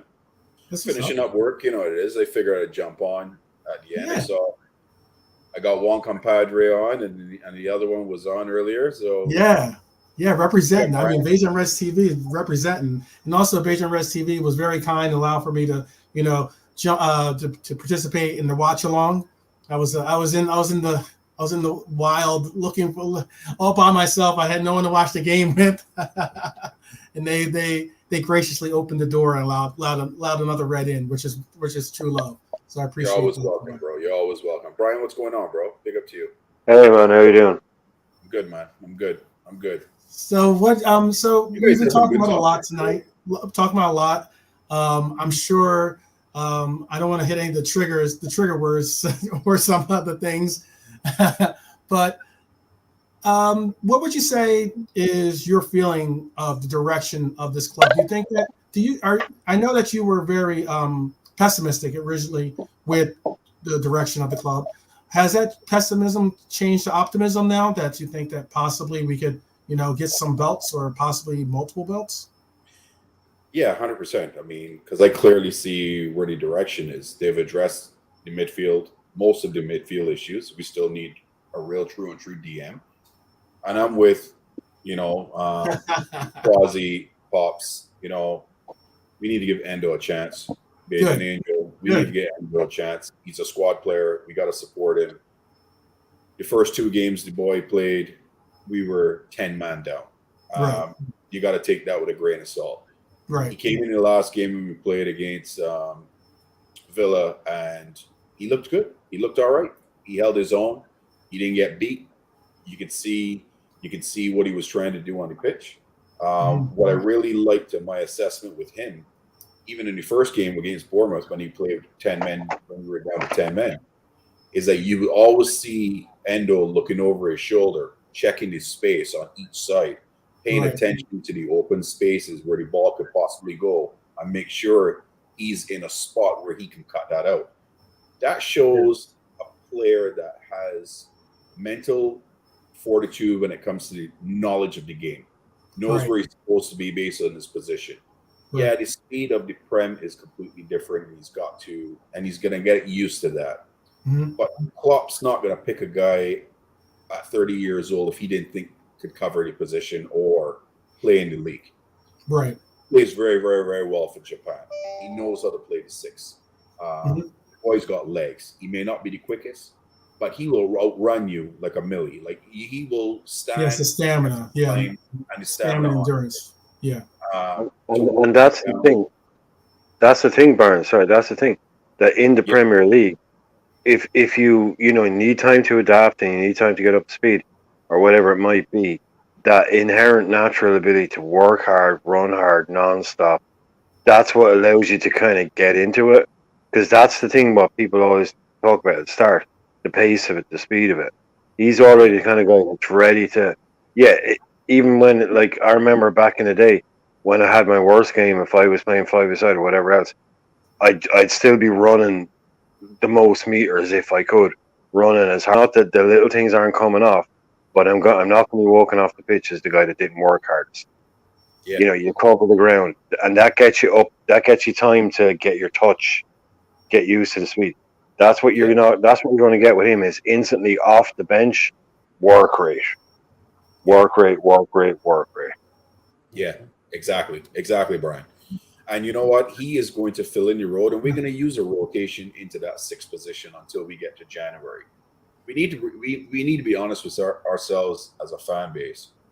We know who we want in January, and we're going to get him because Liverpool's already planted the seed with Fluminense. They knew that they weren't going to let him go now because they're halfway through their season. They're in the semifinals for the Copa Libertadores. They're not going to lose their best player. They're not going to let him go. So Liverpool already planted that seed. I guarantee you in December they're going to talk to them, and that's going to get done early January. You will see that Andre will be a player for Liverpool, and then that's the DM position. You know what I mean? Now it's just center back we got to deal with on a right back cover, and then someone to cover right wing. But in one off season and a summer transfer, we have addressed some gaping holes in our lineup, and a lot of fans, because they didn't get the names that they wanted, have gone sideways and gone crazy and gone negative. And that's why I made the comments I made last week in our stream and our match reaction. I did it on End's channel. Look, I'm at the front there. If I see a fan base that's supposed to support the Reds and they're very super negative, I'm gonna call them out. I'm gonna call them out. Live on the channels, live on the chats, I'm gonna call them out. And we're going to have a discussion. I don't have a problem with it.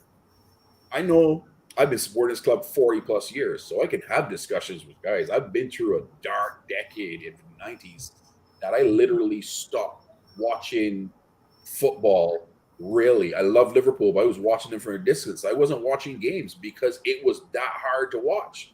It was torture. And I focused on the NBA at that point in time. But I didn't stop loving the club. I always loved the club. I want to see our fan base be more together. I'm tired of negative. Leave that for Man U. Leave that for Chelsea. Chelsea's going through their silliness right now, but that's Chelsea. Man U's dealing with the same thing. That's Man U. I hate both them clubs. Both of them bun both of them. Could care less. I don't like Arsenal either, but Arsenal is actually building a team that's respectable. Bun Arsenal, you can respect what they're doing on the pitch. Their fan base is crazy, but they're doing quality. Man U's just trying to do Man U, and Chelsea's just trying to outbid and outbuy everyone. That doesn't work either. Who's going to score the goals for them? You bought Enzo and Lavia, and Lavia's he's the poster boy of the Waterboy poster. You remember Adam Sandler and Waterboy? He's the Waterboy now. He's in the stand sulking. Yeah. Again, he should fire his agent, because as a 19-year-old, he should have never let his agent convince him to go to there when he know that Caicedo was going there. Where are you going to get your playing time? Where are you going to develop? It's crazy. There you go. Hey, the Mighty Reds Army out here, man, is showing love. I like that. I like it. I like it. I've been tired of it for a long time, bro. And I got fed up with it. I said, you know what? I'm going to speak up now. People don't like me for it. Too bad. I ain't going to change. I ain't going to lose sleep. I just speak facts. And I'm respectful when I'm speaking facts. Simple as that. Very true. You know what I mean? Let's support important. It's important though. You have to hold people accountable, and you have to hold, the same people that are, going to be the whiners and the moaners and the people that complain and the people that do what you said too, which is go even negative or even go even to the point where some have been abusive and disrespectful. 100%. Like it's to the point where it's like, hey, you know what? How long are people going to just sit by and say, oh, well, you know what? It's freedom of speech or it's freedom of this. Well, you have freedom of speech to speak out, up against it, utilize 100%. That. I'm a very vocal guy, so I don't tolerate nonsense. I really don't. I'm from the Caribbean. We're very, very vocal. We're very real people. We tell you it is. You don't like it? Too bad. Yeah. Simple as it is. But we're not being disrespectful unless you disrespect us first. It's as simple as that. But yeah, we need to I think this season could be a very good season for us. I was making fun with Beige and Angel and the boys on our chat group. Bro, this is going to be the baby quad this year, man. That's what baby quad. Baby quad, right? I mean, City can be had this year. They've actually lost some key components of their team. They're still quality. I'm not disrespecting them whatsoever. They're the team to beat. I had them to win. But I think we can actually give them a run for their money because we still have solid players. For me personally, and I would like to hear you guys' take on this. Mm-hmm. I don't think there's a front six in the league that's better than ours. Starting front six. Okay. Midfield to forward line. Yeah. Do you know something? Look, Asian, respect you, and bro, obviously, some of these fans do need calling out. Absolutely. In terms of our front six, there probably isn't a better one out there at the moment in the Premier League, in my opinion. Anyway, however, tactically, I'm not sure we're there yet anymore. We're not there. Defense, I am a little concerned about.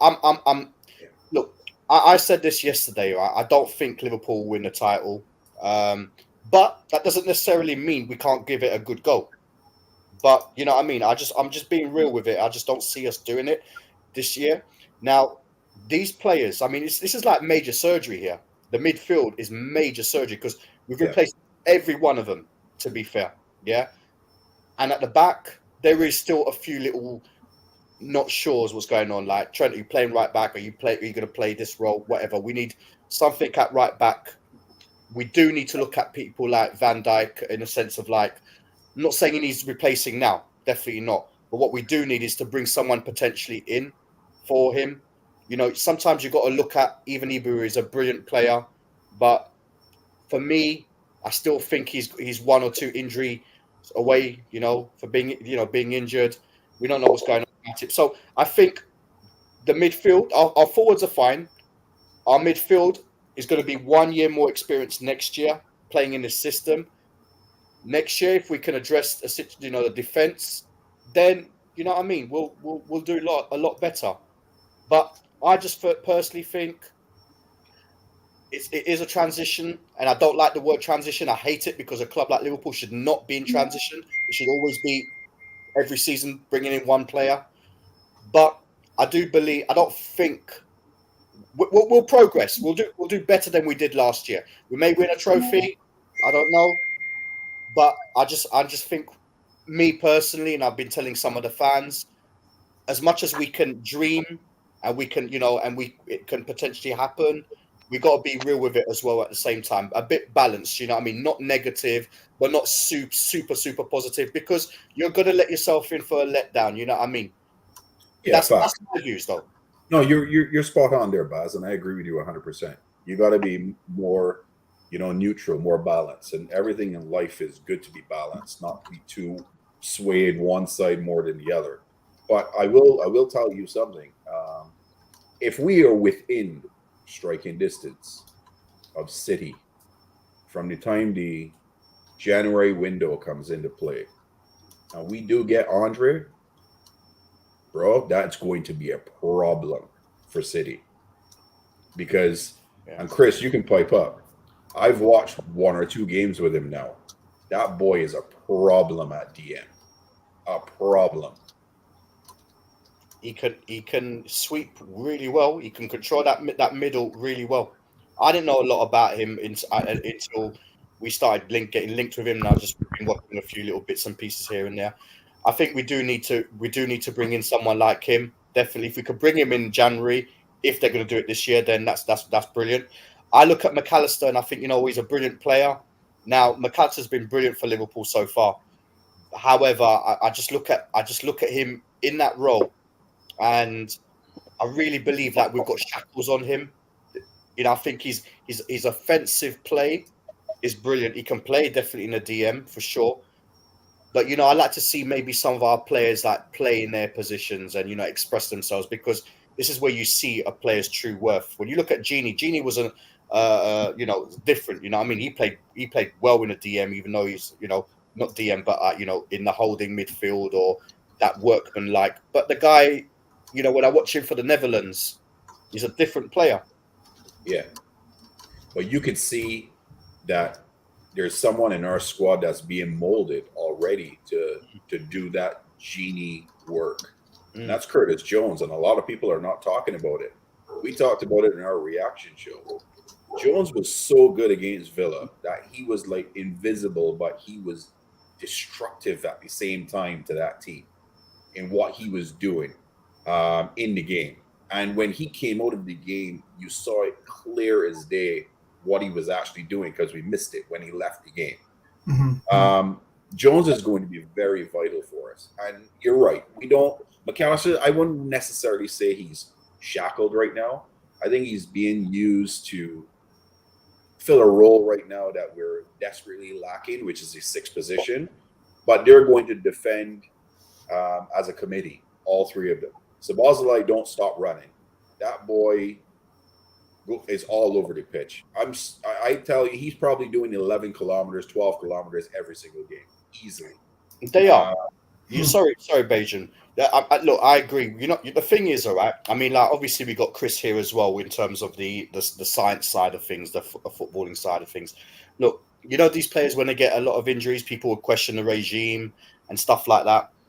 Like double or triple training sessions and stuff like that. Trying to get the best out of them. Like, the thing is, it has its advantages, but it also damages players in the long run. Maybe in the short run, it's all right. Because when you look at, we had 10 play, we were playing with 10 players. We still managed to get results out of those games because the players dug deep and had to work extra because of that one player being, red carded or whatever. But at the same time, it does burn them out. And we just got to be very careful with that. Got to be very, very, very careful with that. That's one to worry about. Not crossing you. I hear where you're coming from, to be honest with you. I completely hear where you're coming from. But if you looked at what happened in 2 games, we were down 10 men. What did we do? We went very compact in the middle, very compact. And then when we played a full 11 aside against Villa last game, we saw Klopp do something that we've never seen him done before. And that's instead of Trent inverting into the middle and leaving the right side, him and Matip switched. Yeah. And then Trent was falling back into the center back role and Matip was covering the right side. We've never seen Liverpool do that. So Emery last time exploited the right side. This time he couldn't do it because we had the cover there.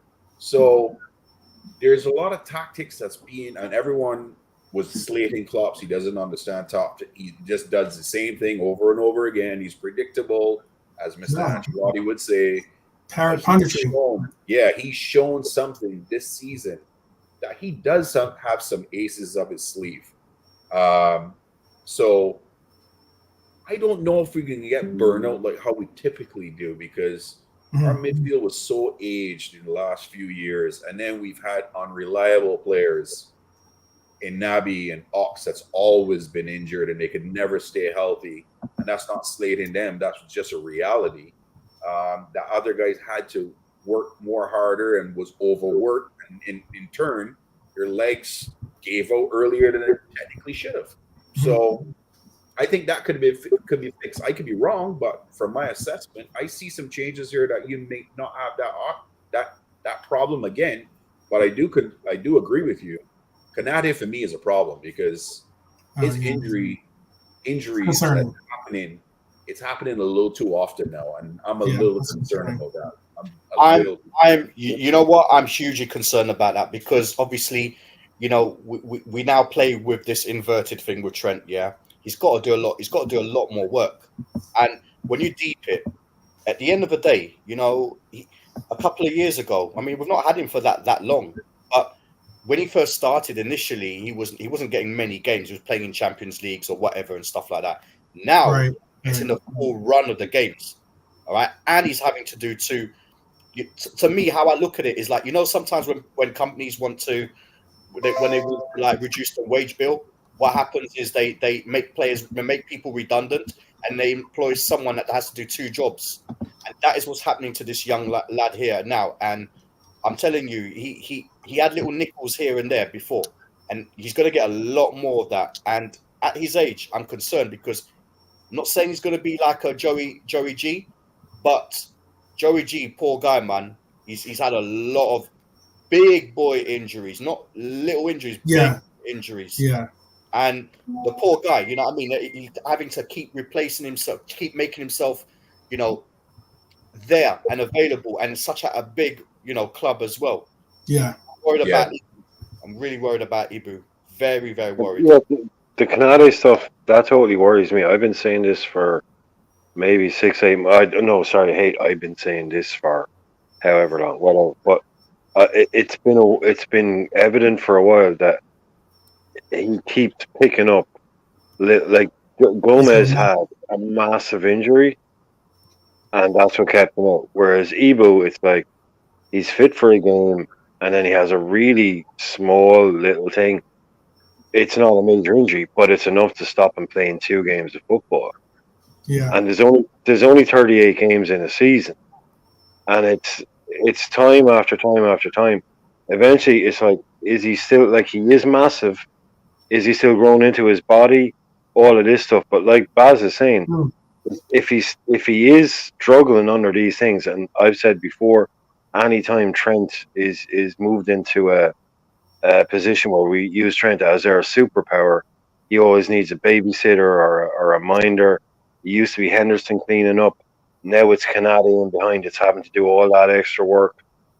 Yeah, Chris will tell you, you're coming back from an injury and you're been asked to do double your workload as a player when you're back on the field. I'm sure that's not ideal. So is this, I'd be interested to know what Chris thinks. Is this part of why he keeps breaking down again? Or is it just a kind of a natural thing and he's such a big guy? But is it when he's coming back, he's been asked to cover multiple positions and the space is big, so Trent can move in. And I think that's maybe why Trent moved back earlier. But yeah, I think it's asking a lot of someone to come back from an injury constantly to have to be permanently on the front foot, covering all that space. Yeah. Chris, I do have a question for you too. I have some questions here. First off, does anyone know? So VVD's suspension was 1 game, 100K, and he had to make an apology. But is that 1 game that he missed? Is that no 2 games? No, it's 2 games. Yeah, it's an extra game. It's an extra game plus $100,000 fine. Got you. Okay, because I so heard the it was only 1 game, game. I didn't know. The only game he misses is Wolves. So he's going to miss Wolves. Okay. Yeah. So with that question, Chris, then I do still have 2 questions for you. They're pretty simple questions, but still they deal with your expertise as well. At least one of them deals with particularly your expertise, and that is this. Okay, so I charge an hour. So yeah. Get the pay. Okay. The one is this: with the Wolves away, who's playing the right spot for you? Who's playing at the right back? That's from Dan Carlson, who is reaching us from, I believe he said he was from a Scandinavian country, I believe. I'll have to go back for it. So the question is based on if Trent is fit for that game, right? No, the question is he's not going to be fit. Okay. Who's playing the right spot? And even if he was fit, would you chance him like, you know? Can someone tell me what grade of hamstring injury does he have? Because I don't know. Because apparently I heard it was minor, which means he should be back, right? Right. If he's not back, then when is it a grade 2? Then it's more than minor, right? It would be more grade 2, maybe. Wow. Okay. And then the other question is this too. And do we think Trent falling into the center back position was a result of protecting his hamstring? No. That's a question as well. No. No. I think it's more tactical. I'm not really a tactic man. So yeah, we have a better chance asking the other guest. For right back, we don't really have a lot of options, to be honest. It'll have to be Gomez there, right?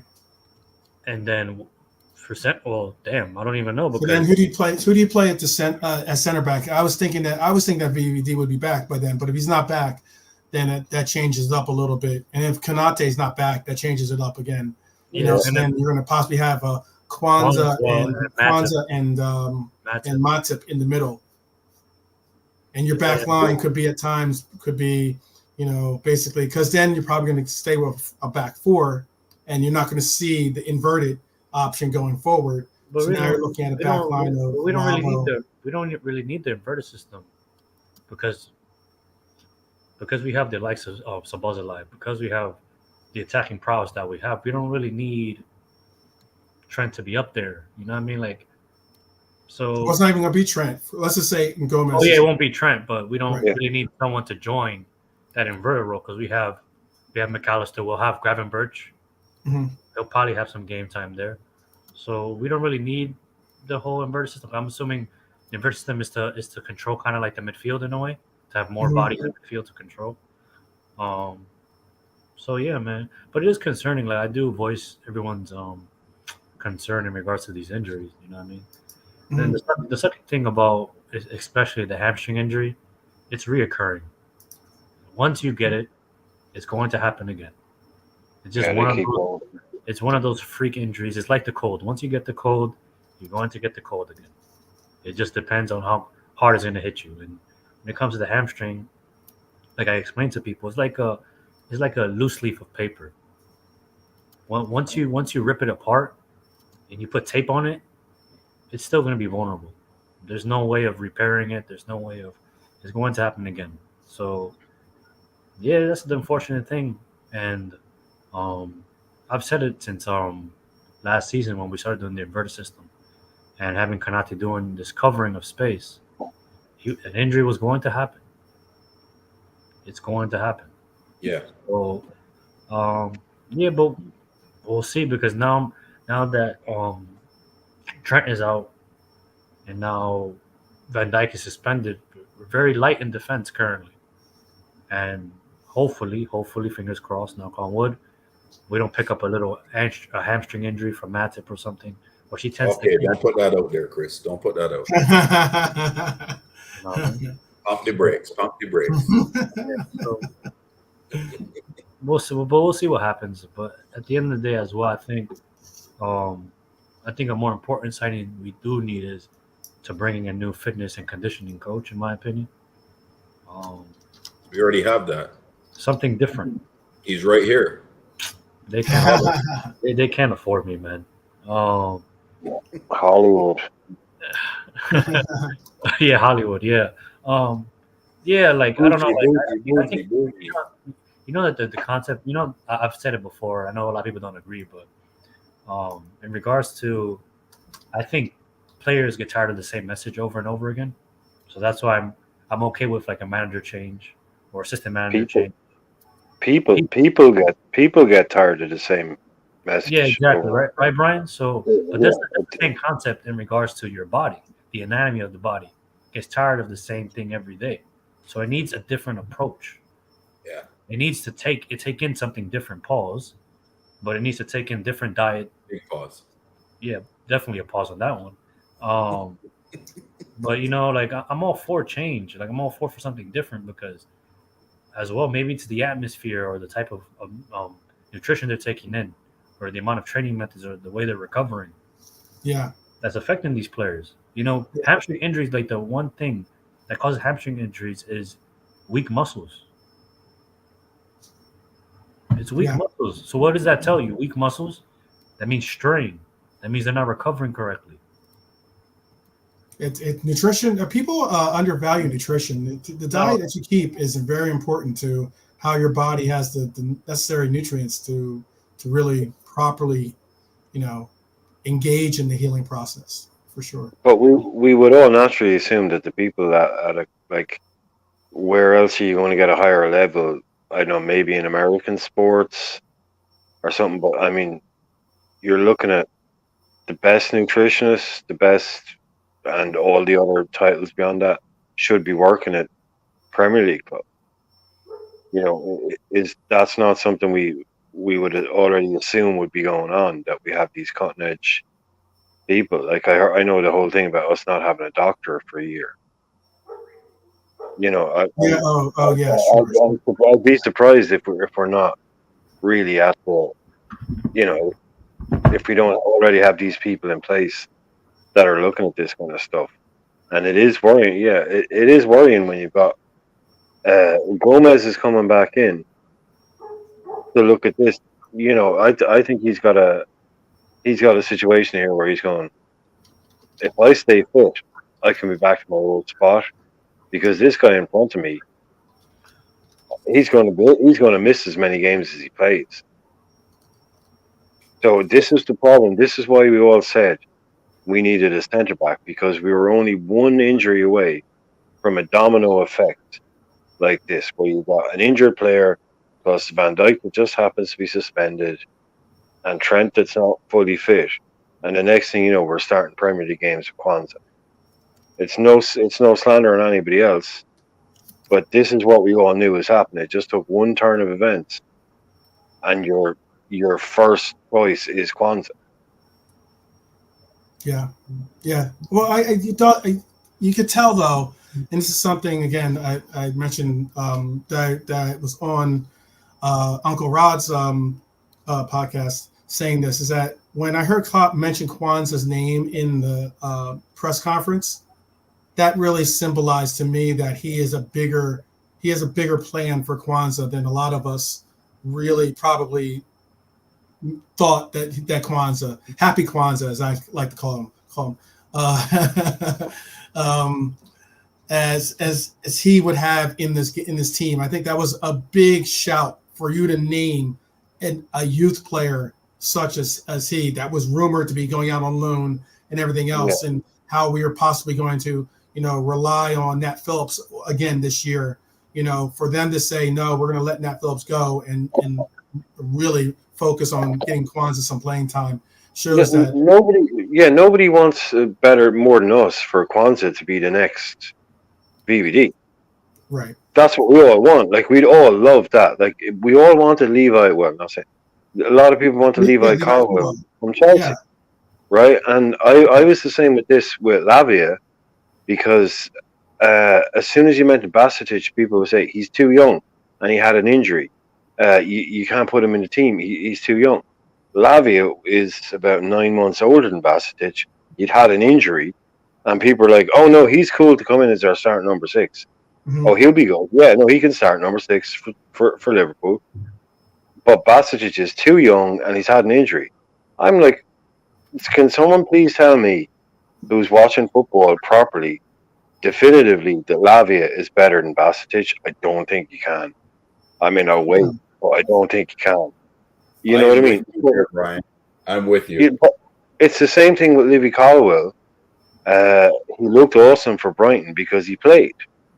Right? How do we know that Kwanzaa isn't now?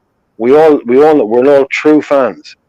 We know we love much better than buying an Mbappe for Ben Doak to be the next Messi. We all know that feels that hits much deeper. We love that. So we're not prepared to say, oh well, maybe he might be.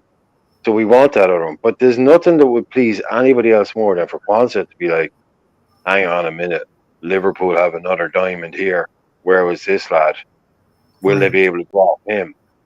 But again, you're asking a young kid to come in and do that. We just need that buffer. Like, I think we need an Endo in central defence. Just that extra little, throw him in there, whoever it might be, and that's it.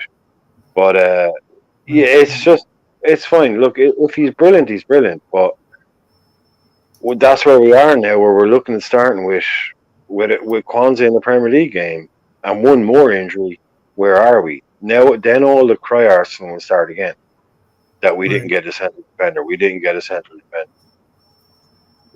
And maybe it's true. Maybe we should have just gone and got one. I think, did we want Van de Ven that went to Tottenham? I think we might have. And we knew he was, because that was the one thing. We had a lot of central defender talk at the start of the transfer window, and it immediately went very quiet. Brian, about halfway through the window, all of it stopped. Sorry, yeah. You know what, Brian? You know what? You're right. But I do believe, all right, if they didn't have that injury, Chelsea didn't have that injury to, what's his name? Is it Badashili or whatever? Oh, yeah. Fofana. Yeah. Fofana. Yeah. Talking about. Then I really think Liverpool would have pushed to get Levi Colwell. But, I agree. I agree with that. Yeah. No, I agree with that. Colwell, and this is a question for the panel. Has Colwell really impressed you at Chelsea so far after returning? He's been decent. But this season, not so much. But look, he's... Yeah, and I'm talking about just his play currently, not before. Currently. Well, currently. Not his play on loan at Brighton or anything like that. I'm talking about his current play. Do you see, has he been exceptional to the point where you're like, oh, he's a stalwart for this club? But he look those guys they know talent, Brighton, you know what I mean? And obviously they had him there last year and he's done really well. But at Chelsea, of course, Chelsea's a mess. Chelsea's a mess at the minute, yeah. So personally, I think this boy has got talent, big talent. Whether he achieves it at Chelsea, I don't know, but he definitely has a talent. However, at the same time, if someone like a Kwanzaa comes in and plays, is this true though? Is this true? Yeah, no. Seriously, you really think that he's a 100 million pound player, Baz? Yeah. No, he's definitely not worth. Like I said earlier on, no player's worth 100 million at the moment. Well, at all at the moment for me. Alan is. I mean, I would have probably got upwards to about 55 to 60 million for him, because of his potential. Because he's very young.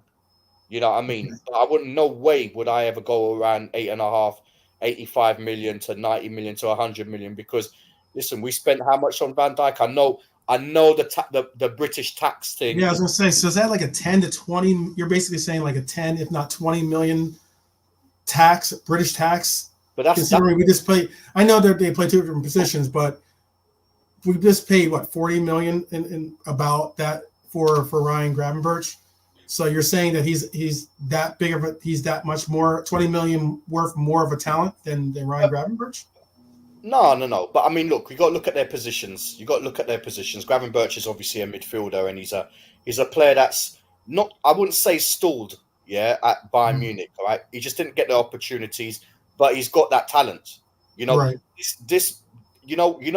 Signing Gravenberch for me is a huge coup, because this guy is in the mold of a Jude Bellingham, and you know how Liverpool fans wanted him. What we've done is got this guy who is tall, leggy, can play that 8, can play in DM, can play it at 10, can play at an 8, and he's still so young, so young. You know what I mean? So Gravenberch is a different level.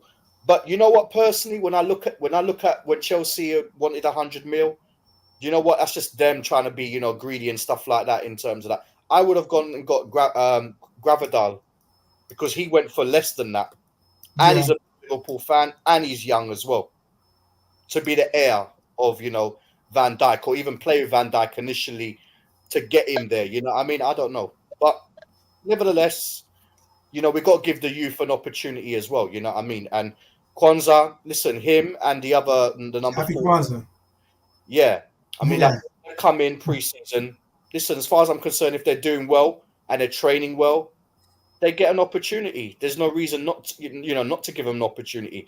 He could potentially be the next Virgil van Dijk. They were saying that with Reece Williams or Reece Williams. But I think the difference is they're both tall, but I think that their frames are different, and that's the noticeable difference. But for me, at least. But Reece Williams, all due respect, but Reece Williams was a little bit more of a skinnier frame than Kwanzaa. That's more of a little bit more, Yeah, but when you look at like the last few years, like look at Trent. Trent was a little ute as well. You know what I mean? And sure. Now to a good, healthy size. You know what I mean? His mum must be feeding him well. You get me? Right. And you see, like Carol and Amanda and the ladies them in the thingy in the Liverpool team, but. Bro, nevertheless, Alice is the name of the head of the chef. Right, but right. You know what they implemented into the meals at over at the Access Center? What's that, bro? Caribbean foods on the menu, bro. They got hard food, bro. Bro, I'm taking I'm taking myself for a munch tomorrow, then, bro. Big up. Representing. Big up, Pops. Pops saying what's good. Yeah, man, good hard Caribbean foods there. That's why Trent's swole up so good and got the man body now. He's look, people can say what they want about the possible heir successor to Mo Salah, Ben Doak, but Ben Doak has put on quite a bit of girth, like as in quite a bit of like bulk. And has really, done his due diligence to make sure that he's in the gym and getting it cut, getting it defined and cut. And I don't want him to be working out. You think it's going to take away from his speed or something, or? Because he's still relatively young, right? If he's doing more training, more resistance-based training, I don't really want him training like weights type of thing right now, because he's still young enough. He's still growing, right? I don't want to stunt his growth, to be honest. Yeah. Right. It's true because the thing is when you look at him, yeah, I know they're two different players, but you know what? Him and Owen have got something in particular. It's just no fear. No fear. You know what? Even if he get flung off the ball because you know what I mean, he's not too bulked up yet. And I agree with you, Barnes. You know, he needs to be himself. He needs to have just the way he is because that's what makes him dangerous. Because you can potentially, like, you know, if you're trying to like bulk up too quick and stuff like that, it's not always the best thing. You know what I mean? That's where injuries come from, probably. A lot of injuries come from like Dope is the bulldog, right? Yeah, and you'll find that when walking up like that, you'll start getting injuries with your legs because they can't handle the excess weight now and the excess bulk. We spoke about this earlier on, and Doak is going to be one of our guys for this. Grealish going to City. Like, look at Grealish at Aston Villa, Maverick, free roll, dribbling, trying stuff, goes to City, and he becomes a systems player. Takes a year. So imagine that. Put £100 million player on the bench to teach him, retrain him how to play football for a year. Yeah. That's the advantages City have that people don't kind of dig into too much. It's like, oh, they only spent X amount of money. Yeah, but they spent X amount of money on. They spent 150 on Grealish and Phillips. Grealish never played for a year. Phillips has never played for them. They can just integrate these people in. And now look, Grealish, if you watch him, one of the most boring footballers you will see. Does nothing. Carries the ball off the pitch, gains ground, gets free kicks. But Pep will be applauding him off the pitch doing, you did everything I asked you to do. Whereas Villa fans will be going, I used to love watching Grealish. He'd be curling him in, he'd be doing this, he'd be doing that. And okay, yeah, that's what the top level don't need. But we've got a Ben Doak now where you've got a street baller. I mean, the kid's from Glasgow, for God's sake. He doesn't need to go. He doesn't need to go to the gym. He doesn't need to go to the gym. He's got this guy has the mentality already to attack ball, to go at big. We've seen it in him. I'm trying to he will single out the guy that he's not supposed to be able to beat, the best player, the best defender, and he'll just dribble at him and go, look, see, I can beat you. Okay, maybe to go into Premier League you need a bit more muscle, but this is what you were going to end up with. How do we get the best out of a guy because Foden, look at Foden. Everyone's seen that early video of Foden playing football on the street with his mates. It's like that fucking Nike ad. It's like, do you remember that Nike ad with all the footballers in the airport? Oh yeah, yeah. It's like that in real time. That was a great commercial too, by the way. Great commercial. Foden was just dancing past 7 lads doing flicks and tricks, and they're actually trying to kick him outside his house on the street in Manchester. The kid is ridiculous. You try and do that on a pitch in the Premier League. They don't want that. It might, but so we have a Doak like that. How do you get the best out of that unnatural, proper skill? And do not underestimate the fact he's from Glasgow. He will bite your ankles. He will kick you. He will do all of that. This is born mentality into these guys. Street fighters, street footballers.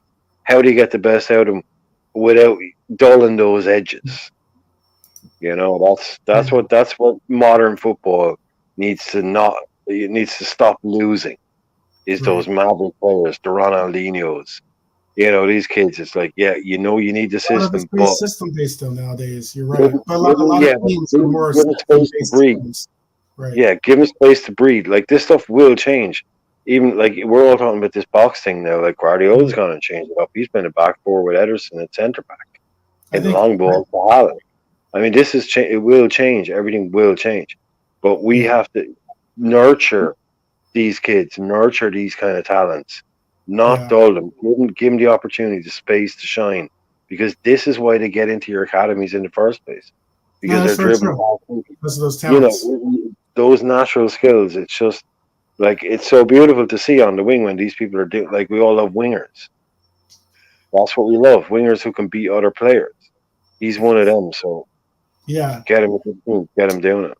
Yeah, I know. Chris Angel had spoken quite a bit on.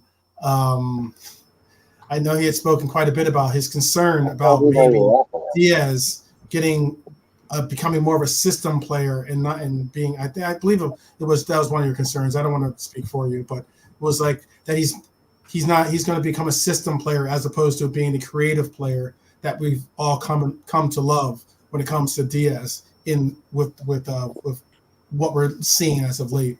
I don't know if it's necessarily resulting in any negative aspects of it just so far. Because I mean, he is scoring goals and he's got talent out the stratosphere. But is that? I know. I'll let you have the last word, Chris, because like it's starting to. It's getting kind of crazy. There's people talking about wives and second wives, and everyone's talking about food. I haven't eaten yet. Now I'm getting hungry. Substitutions and stuff. Jesus Christ! What is happening? I was just gonna say, Angel just got a knock on the door in the neighborhood. You had to go there. Let's not go there. Let's not even go there. For those who don't know the story, right? Just to touch on real quick so we can have a little laugh before we leave. I had a situation like 3-4 months ago. And I had I still have the neighbor. She's still there. But she was an older lady. She's still alive. Yeah, she's still alive. Yeah. She's still alive. She's an older lady. To say it nicely and stuff. She's really wrinkly. And she would bring food to the door like a normal bubbly white person would do. Knock on your door. Hey, I have extra food. Here, And I'm like, okay, cool. I'll take it. I like to eat food, right? I've been out the game for a very long time. I've been with my wife since high school. And so that's like 12 years ago. Okay. So I've been out the game. I've only been with my wife since then. And it was very... how would I say the word? Very neglected of me to not pick up on signals and stuff. So this lady will come and give me food nicely. Right. I'll eat the food. My wife will come from work, and she'll be like, "Hey, what are you eating? What you cook?" I'm like, "Oh no, the neighbor gave it to me." And my wife will give me a look like, "Yeah, what the hell's going on here?" I'm like, "Yeah." Nothing. And I'm here eating the food while she's yelling at me, but I'm eating the food because I'm hungry. I'm thinking negative. I'm not thinking that negatively, right? And then one day, it was like a Friday night because I was getting dressed to take my wife out to like dinner and stuff. So I was looking decent. Stuff, had some slacks on, a dress shirt, So we're gonna dine out, and I go and I went to look out and get a package. I had a package outside, and the neighbor comes out. But she comes out in like some type of like nightgown type thing, like a robe, nightgown or whatever. And the lady's like 70 years old type thing. Yeah, it didn't look nice and stuff. You know what I mean? And she comes in like, "Oh, you look nice and stuff. Where are you going? You look good, blah, blah, blah. Is your wife home?" type thing. That's exactly her words. Is your wife home? And dangerous. I'm like, danger. And then I kind of like, I like, it hit me. I'm like, yo, this is why my wife's upset. This chick want me to clap her cheeks type thing. Oh, goodness. Oh, goodness.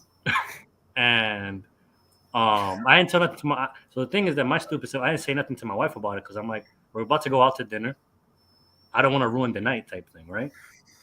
No, don't tell her about that. So that's my fault, right? So I go. That shit. So I go the next day. We go out. We have a lovely night, me and my wife or whatever. And I come back, and the lady comes, and she gives me like tacos and stuff. This is when everyone starts crying or whatever. Everyone, like when I told them copies, everyone started crying or whatever. She gave me tacos, and even though I know her intentions, I still took the tacos. She made you tacos. Wow. Yeah, okay. Does she think you're Mexican? Does she think you're Mexican, or does she? Nah. Okay. I don't know. I don't know. If she just made tacos, I ate them or whatever. She's 70. I don't know. She's walking around half naked, like. Yeah. We're 3 hours and 30 minutes into a stream, yeah. This is a football stream, not food and vibes and all that. I know. It's totally going off the rails here. Yo, but long story short, my wife ended up finding out I had to like make sure that I didn't want this old lady. She was an old lady. I told her like, look, I'll dislocate your hip type thing. Like, leave me alone type thing. Like, I'm in my youth. Like, you know what I mean? Like, I'm in my youth. Old lady, take it easy. My wife went there, so I was screaming a whole type of patois. I didn't even understand half the shit she was saying. And yeah, but I'm good now though. I'm safe. Good. So and like, she's still alive. So yeah, she's still alive. And Barnes out here bringing bad stories and you know what I mean, bringing up so trying to start something over there. But Chris, when you said she's dropping over food, you know, like normal white people think that's not normal. That isn't normal. No, I don't know. I don't know. I've never. That's just not no. That's not a thing white people do. Is to randomly call over to their neighbors and give them food. That's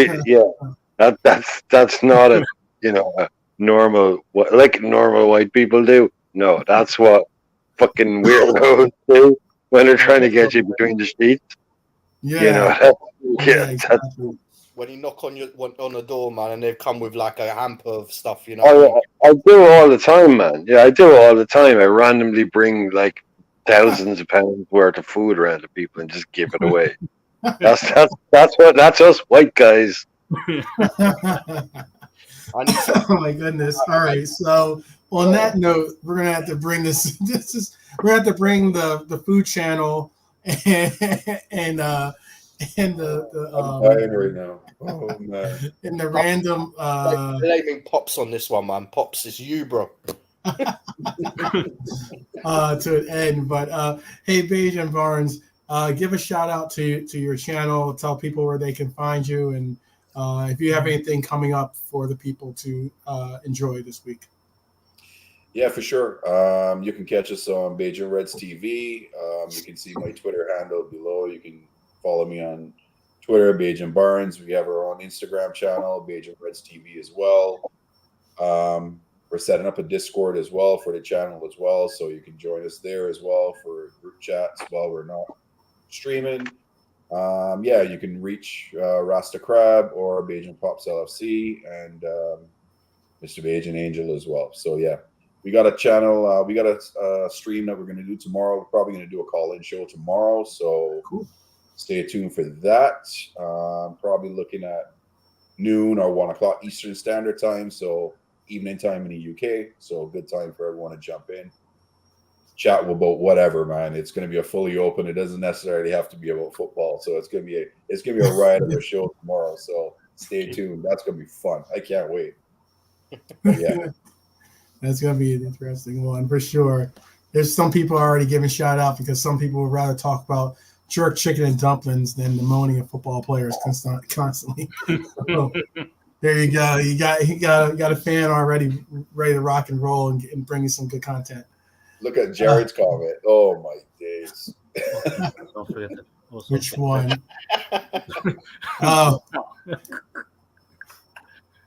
All positions. all positions. That's something. That's something in itself. Okay, so yeah, again, Baz, do you have anything? Have you worked out anything just yet for the channel yet, or do you want to give a shout? Well, my belly's rumbling right about now, so yeah. But no, yeah, I'm gonna do something. I'm definitely gonna do something very soon. Okay. So yeah, just stay tuned. But big up, thanks for having me. Big up, chat, man. Always.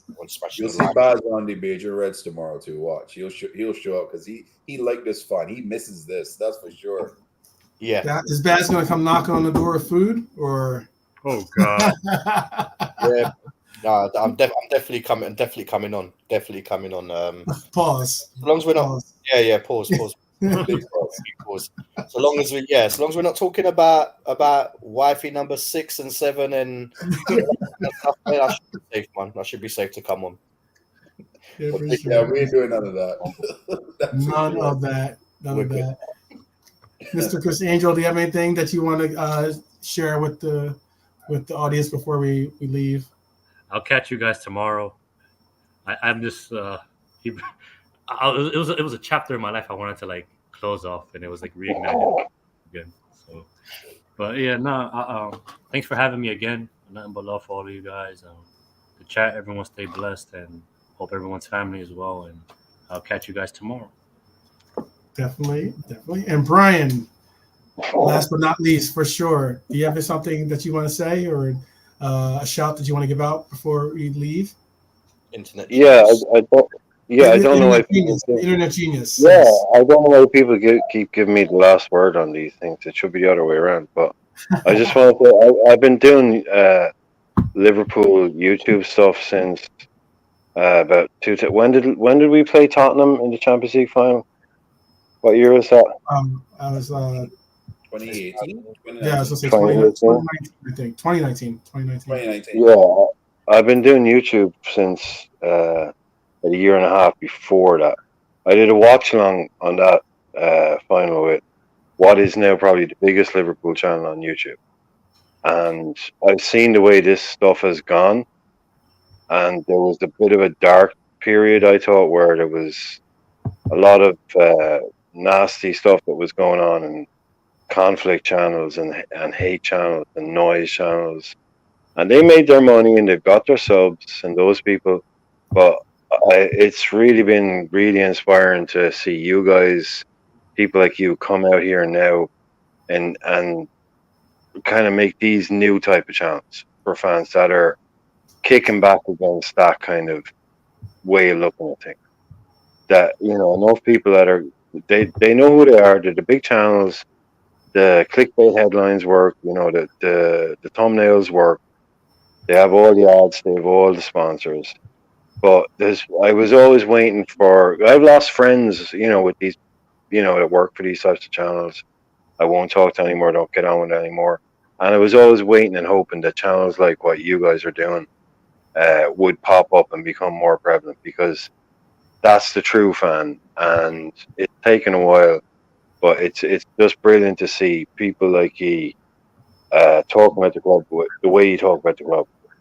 That isn't just about creating noise and arguments. And like you said, people like K-Mac and a couple of other people you said, you know, maybe not, you know, but you've influenced the way that they think, and they've grown up with some of these bigger ideas that are more prevalent, that you have to be all about conflict. And I just want to say that I think you're doing brilliant. I just love what you do. The vibe is where I feel most at home. And I'm an Irish guy. Most of you guys are from Baz. I know you're, but from most of you guys are from that part of the world. But I just the vibe that you have and the way you have a looking at things should be the most prevalent way, but it won't always be. But I just think you deserve great credit for doing what you do. That's all I want to say. Well said, Brian. Well said. See, that's the reason why we save the best for last, right? Or, you know, so that was a touching and very, very that's a moving message, and I definitely appreciate that. Brian, make sure you come through tomorrow. Yes, for sure. For sure. Yeah, I think initially what it is this message I'm starting to end the shows with, which You'll Never Walk Alone is not just a song, it's not merely an anthem, it's a statement of intent. And obviously these kinds of intentions are what you see and what Brian was just referencing, whether it's on Beijing Reds TV, whether it's on LVFC TV, whether it's on Liverpool 12th Man. Look, we're out here trying to start a movement of positivity, trying to support our club, the club that we all love. We might not all have the same opinions or even the same direction that we think that the club should go with a player or you know, formation or tactics or whatever those cases might be. However, we appreciate each other enough that we want to start a dialogue with each other so we can continue to grow with each other. And it's the most important thing that we can do. So I am so humbly honored that Beijing Reds TV was able to make a presence on the show. Big up to Uncle Rods as well, and for Uncle Rods that came on the show earlier. To the whole crew of the whole Beijing Reds TV, practically, other than Rasta Crabs got to now make a appearance on the show. That'll just complete the quad, the baby quad for us, you know. And other than that, yeah, big up to the chat as well. Some great comments, great participation. Thank you for rocking for over. We keep getting to these streams that are going epically long now. This one's stupid long. It's only supposed to be like 90 hours to 90 minutes in the arena here, but it ended up being some great fun. And sometimes that's just how it is. You just got to keep riding the waves, like, you know, the soul surfers do in Hawaii. And that's just burning off the food that they've been lucky to have. Yeah, there you go. Enjoying her pepper steak and a meal. I go and eat maki and saltfish, man. I'm starving. I know. Now all that food talk's got me starving. I gotta feed the dog. I gotta feed myself. You know. So yeah. So big ups to everyone. Big ups to and also, hey, let's just say it straight. Big ups to this man too. Big ups to Endo. Much respect. You know, and thank you for joining us. We'll see you soon, and enjoy. Big up, everyone. Enjoy the rest of the day. Smash the like. Smash that like. Subscribe. Make sure.